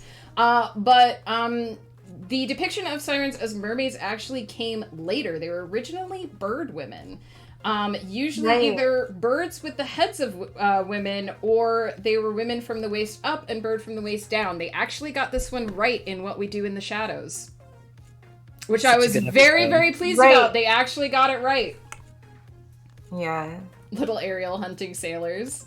Listen, but I mean, it was sirens and mermaids became like ubiquitous, like in terms of like they're both women that lure men into the. You said you answered the question wrong, sweetheart. But I did. Yes, no, we no. now I do now think I understand that. I'm just saying. We do now think of sirens as mermaids, but they were originally bird ladies. Yeah. I said false, but for a different reason. Why'd you say false, Bard? I mostly included this with the mythology because sirens were mythological creatures that we have since turned from sirens into mermaids. Yeah. Although there is some more Homer in here because it's Homer. I mean, I think sirens can take different forms is the thing. Not originally. Originally they were bird ladies. We changed them later. They changed them, throughout mythology as well, but it happened later. They're originally bird ladies. I misunderstood the wording at the beginning of the question. I thought you meant they were on the ship for the sole purpose of hearing the sirens. Oh yeah, they definitely weren't. They were lost AF. This is why they were on the ship. Sail around for like 10 years. I don't know if it was it 10? It was a long time. It was a long ass time. I mean, Odysseus was fucking around for a while, so. Odysseus literally was fucking Circe for a while. Yeah. So there's a bonus point to this one. I'm gonna make you do one more list. Question number 6. It was one of the 12 labors of Hercules to slay the many-headed guardian of Hades, Cerberus. Myth truth or mythconception? I will also give you 1 point for each labor of Hercules you can name. There are 12. Can you repeat the question? It was one of the 12 labors of Hercules to slay the many-headed guardian of Hades, Cerberus. True or false? Imagine birds with woman legs. Now that would be creepy squatchy. You imagine a swan with just women legs? That would be so weird. Heracles, it's the same guy. Just because I can't say his name doesn't affect the question. Potato, patata, Hercules.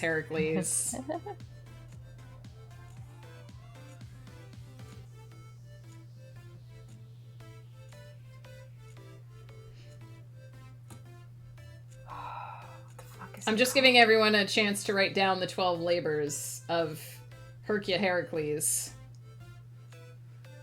I'm just gonna refill my water because I don't know what the 12 things are anyway. I would not know many of these either. I know a couple of them from the Disney movie. I know one specifically from the Disney movie. Yeah, I'm trying to think of his name. I know which one. Oh. Fuck is his name?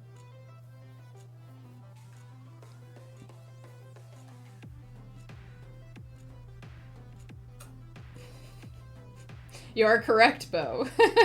In the movie, that's how they depicted it. Yeah, but it's not like that.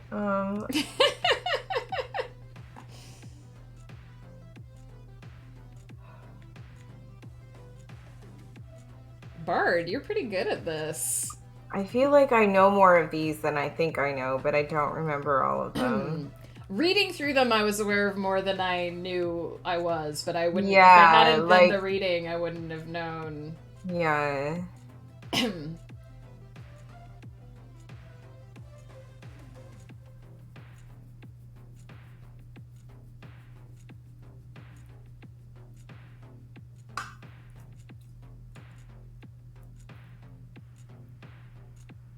Chat's nailing some of these, yo. I'm impressed because this was not something I really knew before I did this list. I'll give you until Vinyl gets back to write your lists.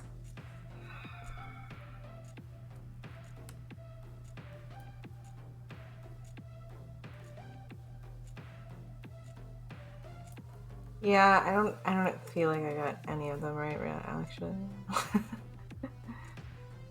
So first and foremost, it was one of the 12 labors of Hercules to slay the many-headed guardian of Hades, Cerberus. Myth, truth, or mythconception? I think it's true. I wrote true as well. I also wrote down true. It is false. The task was actually, and chat got this, the task was actually No, to but capture... didn't he make him friends?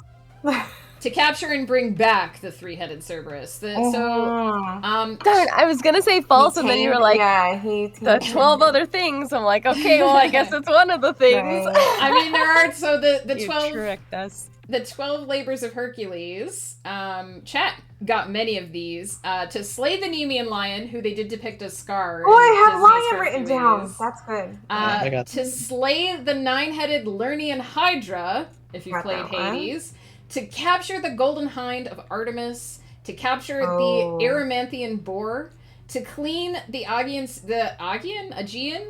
A-U-G-E-A-N, I don't speak Greek. Which he rerouted a river to do, I think. To clean the stables in a single day. To slay the Stymphalian birds. I hadn't heard of that one. To capture the Cretan bull. Cretan? Why did I say that? And to steal the mares of Diomedes. To obtain the girdle of Hippolyta, the queen of the Amazons. To obtain the cattle. I can't say the names, you guys. I said this.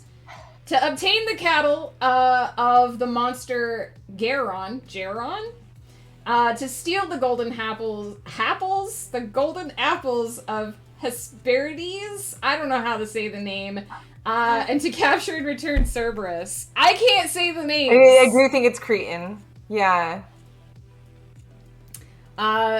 Disclaimer, I don't know how many of those I said right except for Nemean and Lernaean. I don't even know if I said Lernaean. Lernaean? Well, it has to be Lerny, so there we go. Because he calls him Lerny in the game. I got exactly 2 points out of all of that. That's There are 3 more questions, and then you can all be out of your misery. What? I was going to say what number. Golden apples? I know I couldn't. I'm losing my ability to word.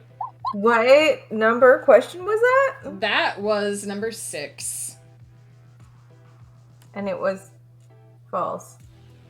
And it was false. See, I have false circled for number 7 already, so I'm starting to wonder if I actually circled the wrong one. It's the golden hind, Hind, not hide. Golden hinder. Hind. Not my hide. behind. So I would say deer hide would not be correct. Golden hinds. Something else entirely. Chat knew a lot of those. Actually, Bard and Bo and Chagraz were nailing it, so... You guys are awesome. I know some of those from the myths, but I couldn't remember any of them. Number 7. Penelope, Odysseus's wife, was beset by suitors while her husband was on his epic journey, all of whom believed him dead. In order to put off having to choose a new husband, Penelope promised she would remarry as soon as she finished weaving a shroud for the funeral of her father-in-law, Laertes. By day, she wove the shroud in her great hall, and by night she unwove her work so that the shroud would never be finished. Thus did she weave the shroud for 3 years. Myth, truth, or mythconception? I didn't have friends when I was a kid, so I read mythology instead. Well, I'm sorry that you didn't have friends, Bo, but I was the same. I read because those books were my friends, so... You are amazing, and other people... Yeah, other people were missing out, yo. True or false? I went with true. Also true. I went with true, but I'm concerned you're being tricksy.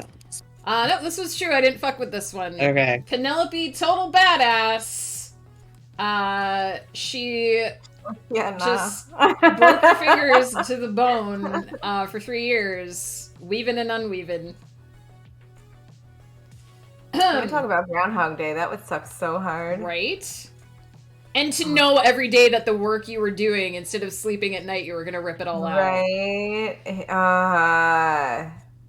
Nope.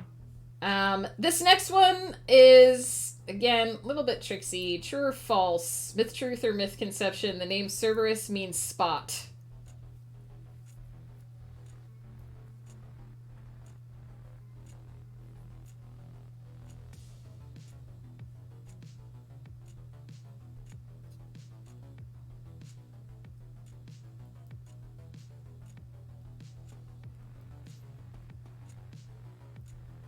Flutter's just making a face.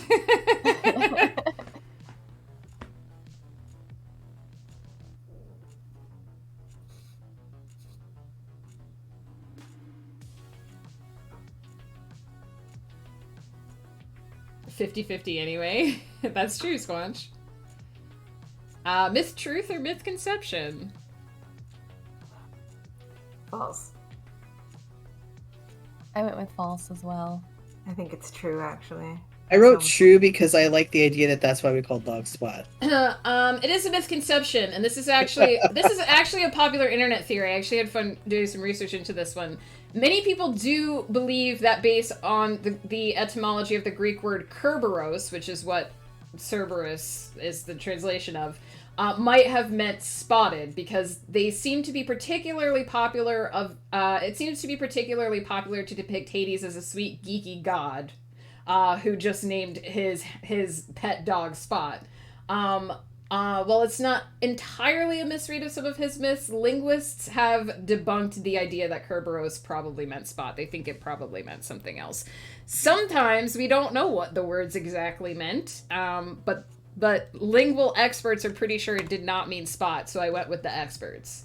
Hades did kind of straight up kidnap Persephone, even though I like the depiction of them as being together. I have so many issues with webcomics that do that. I'm like, he is not some nice Bishonen boy. Like, no, sorry. I mean, I do think Hades did get a bad rap. I don't think he was as bad tempered. I think that Hades was just a dude that had to do a shitty job. Yeah, but he did do some bad shit, and even if I do like the interpretation of the myth that Persephone was misunderstood and not exactly able to live up to her potential because she had a lot of things forced on her, especially by her overbearing mother.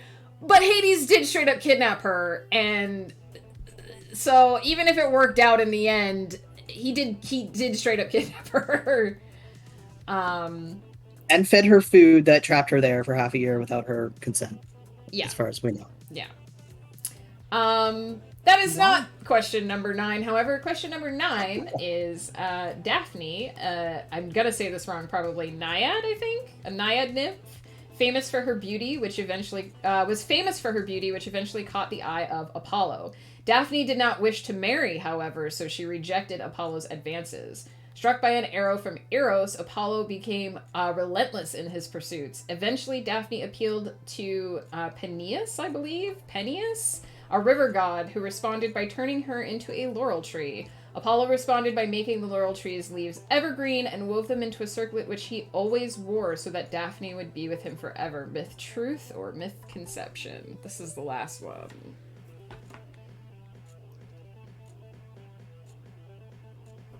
Not true to say he was a good guy, but he was also fucked over and being put in charge of the underworld. Yeah. I don't think he was like the raging dick that they depict him as in Hades, but he wasn't, like Wolf said, he wasn't the sweet little Bishonen boy either. If any of you do like theater, check out Hadestown. Very good. I still for a good take on good take on Hadestown. Yeah. Watch it, or if you can get a copy of it. Yeah. True or false for the last one? True.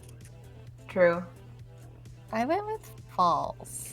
This one is true, and it's one of the most to me, one of the most disturbing stories in mythology, because this is a woman who straight up said, no, I don't want to be married to anyone. I don't want to be touched by a man. And Apollo was like, I ain't stopping.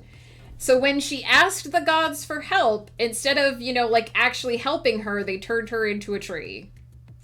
Yeah. And he still took her leaves anyway. And he took her leaves anyway. Yikes. So, one of my favorite myths, which I didn't necessarily want to mention earlier, but it was asked about some of my favorite myths. One of my favorite Greek myths is actually the myth of Aphrodite and Adonis. Aphrodite fell in love with Adonis, and it's considered to be like the perfect love. Adonis was the perfect man. He was perfect in every way until he was gored to death by a boar. And broke Aphrodite's heart. Gods are just ancient rich people. It's true, Squanchy. The gods were kind of total jerks. Yeah, they were. All of them were pretty terrible.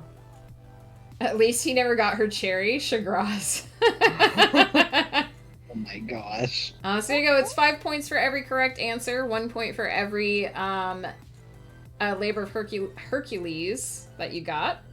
And there were a couple other bonus points spread throughout there. Tally up your totals. We'll find out now if Chagras really did destroy everyone as he claimed he would. Yes, though, Andre de Shields is like chef's kiss.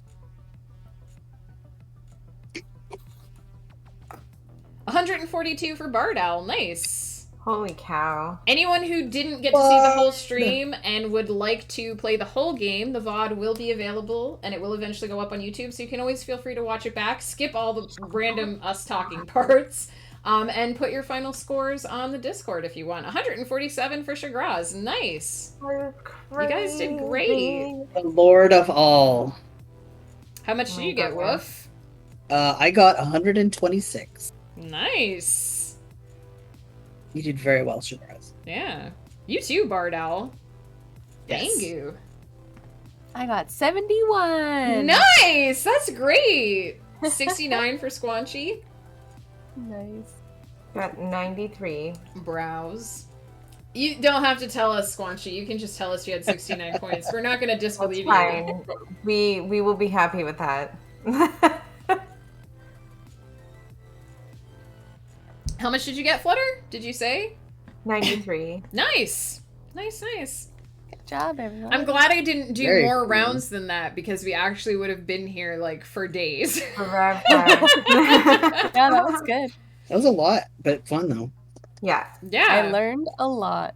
Right, for real. Mr. And there were a whole bunch of other really interesting ones that I didn't want all of them to be Zeus had sex with because I could have done just an entire list of true or false. Zeus turned into this and Zeus fucked did a someone. thing. Or Yeah. Zeus had sex with this Right. person. Yeah.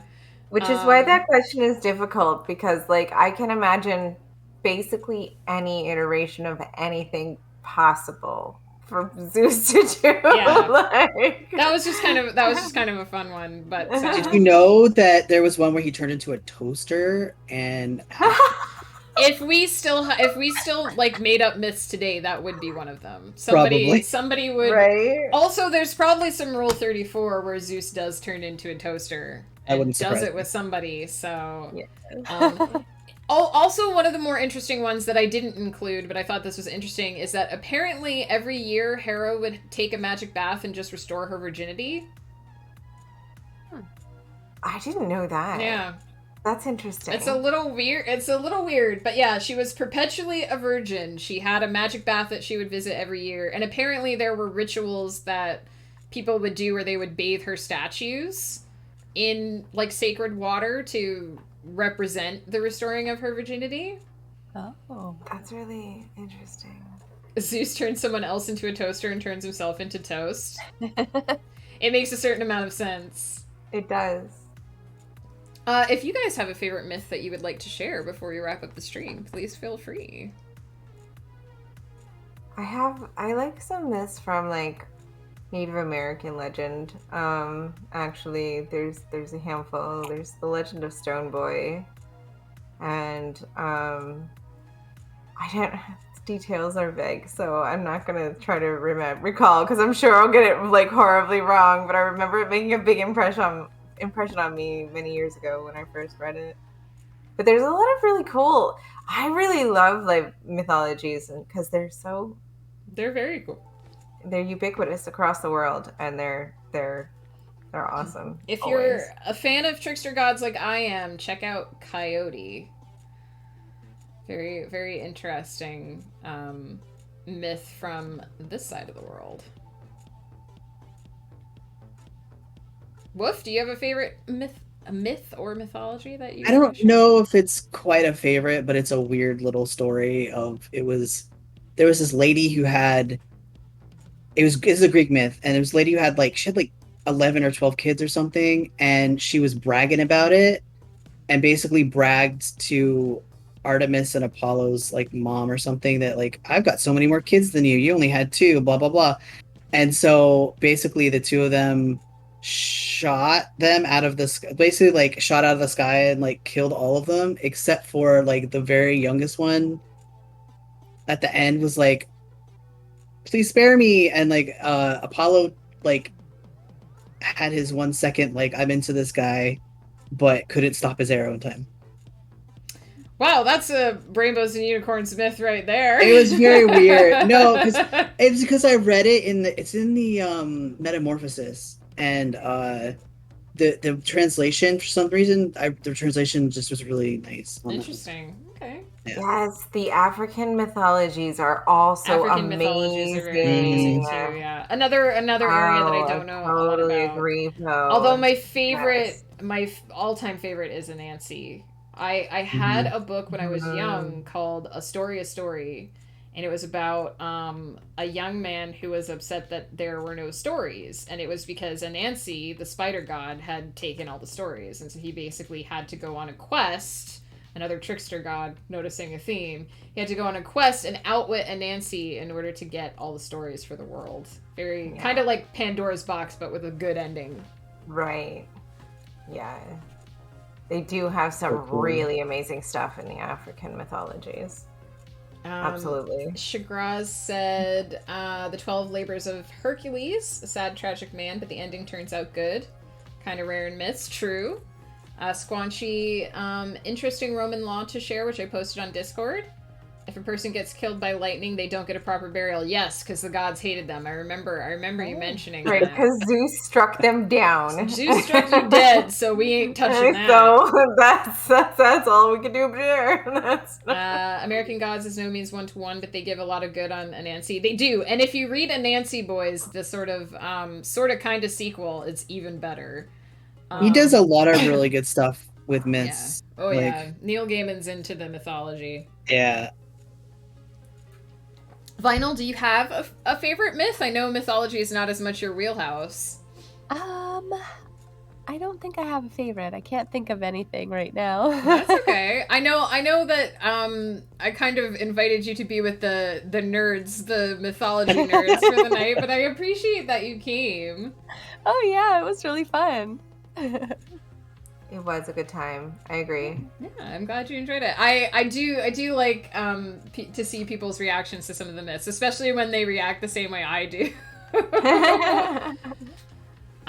If you're interested in American Gods, Shagraz, read the book. Don't watch the show. I have mixed feelings about the book, but I would say it's way better than the show. They kind of screwed the pooch on that one. If you do, I'd be interested because I think Neil Gaiman always has mixed feelings, but she's told me I should read it. So that people either love it or they hate it, and I don't like it. I disliked parts of American. I didn't enjoy American Gods as much as some people did, but I appreciated what he tried to do with it. I think it's probably not his best book, but I think he tried something with it, and there's some good stuff in there. You can watch the show, Shagraz, but it's bad. Read Sandman if you can. I have nothing but good things to say about it. I think that's what we've got for tonight. But if you guys want to talk about yourselves a little bit and where we can find you before we go.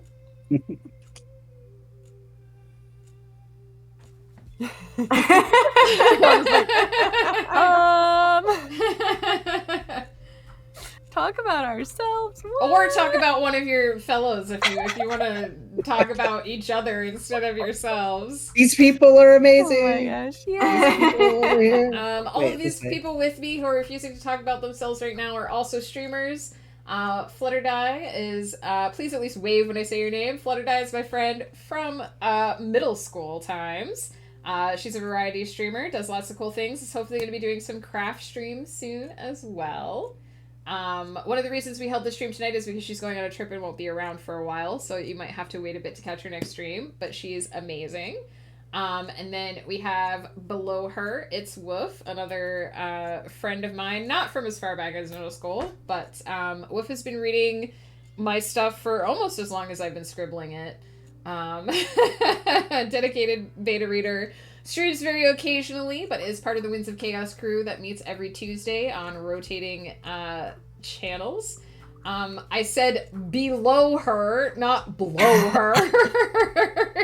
I haven't lost my word ability. I'm not a mod in your channel, so I can't shout people Oh out. my goodness.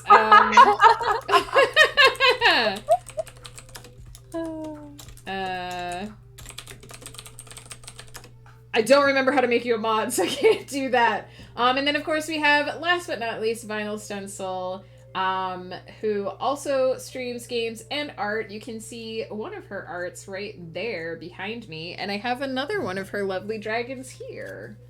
And I have more, but they're in another room, so I can't grab them. Vinyl is the goddess of mods as well. Yes, Aww. Vinyl is like the top mod on Twitch. She can somehow mod like 5 channels at once. It's amazing. I don't know how she does it. Every time I'm about to do a shout out, she's already done it. So Right. Probably because I was lurking in that channel and knew they were gonna raid anyway. So check her out. This is actually her usual time slot that she usually streams. So I'm very happy and privileged that she came and hung out with me instead of hanging out directly with all of you guys on her channel instead. I also want to just... Thanks for having me. Thanks for coming. I also just want to give a quick shout out to my absent husband, Ghost Pepper. He's AFK on a school trip right now, but he is the GM for the Winds of Chaos crew. I can't even type right now. And to the other member of that crew as well, Cauliflumps, Vinyl's lovely husband. I did offer for him to be on the stream, but we just couldn't get a day where he could make it, unfortunately, where I had 3 other people who could also make it. But there's going to be another one of these in August, so fingers crossed, maybe we can get him involved. Go speed 147 second. I will send him a text letting him know that you've challenged him. Sure cross. I did test some of the questions on him, and he actually did pretty good on the trivia, so... He would.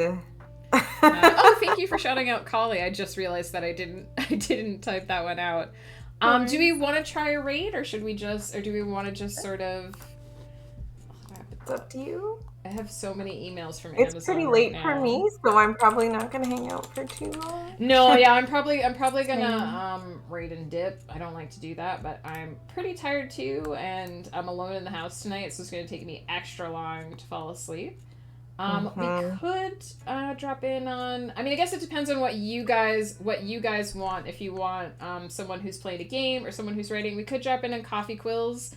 They're in Japan, actually, so I know that they'll probably be around for a while. Ooh, although Coffee has been streaming for 6 hours already. My goodness. Oh, wow. I was suggesting Delta Flareon. Delta Flareon? Do I have them on? Doing some art. Is it through an ad? Ooh, commissions then possibly the 7th guest. I've played that game. I rage quit. Yeah, that's a good... I totally rage quit that game because I hated the next to last puzzle. That's a good callback. Flutter and I used to play that together. Yeah. Yeah, okay, we can pop over to there. One last time before we go, I think I've said it like 5 times, but my new book came out on Monday, The War for Freedom. It's right there in the middle.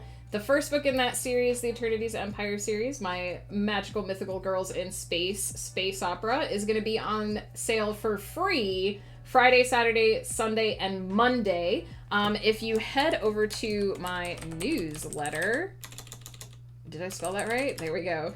Oh, thank you, Bard, for popping that new release command as well. If you head on over to my newsletter, that last link at the bottom there, you will get a email that notifies you of the sale and any subsequent sales. Plus, every other month I send out links to the free fiction that I post on my blogs as well, so you'll never miss anything that you can read from me. You also get, of course, the latest release announcements and just a little blurb about whatever is hopefully interesting about my life that month. Thank you all so much for hanging out. You guys, we love you too, Bo. I'm so glad that you guys seem to have fun with this. We know you're busy, Bo, because you just started a new job, so we appreciate when you're able to drop by and hang out with us and give us some love. Like I said, as soon as I go offline, actually, for anyone who is interested in watching the parts of the game that you didn't get to see, there'll be a VOD. And I will pull this VOD over onto YouTube as well, since there's no story spoilers in it. I don't save a lot of my VODs because of story spoilers, but this one, mostly I saved them all. spoiler-free. Do you? No, I'm just kidding. No, you just do random clips so that you can read what I was writing that I have to go in and delete later, because otherwise I'll get shouted out and there'll be nothing in the freaking clip. I'm gonna hit that raid because I'm tired, you guys, but thank you so much. This was so much fun. Yeah, it was a lot of fun. I really didn't think I didn't know that much about You probably do. I mean, there's a little bit of panic involved, and I was tricksy with some of them. I have gotten Sisyphus and Tantalus mixed up before, though, which is why that one was So, yeah. Well, thanks so much for a fun evening. Yeah, it was good. Thank you. Hope to see you guys all soon again. Yeah. Yeah, have fun on your trip, Flutter. I know. I was going to say, I'm trying to think of like when I'm going to be. I should be here for another week, and then we're going. The siren question was mean. I had to be a little mean with some of them to make them fall. Because I was like, if I just make shit up, it's never going to be as wacky as the freaking actual stuff. Goats that you can eat and resurrect every day. How do I come up with something crazier than that? Right. I'm gonna hit that raid now button. Take care, guys. Have a lovely rest of your day. Bye. See you soon. I'll be streaming more writing sessions next week, probably Monday or Tuesday. So I will see you all then. Fantastic.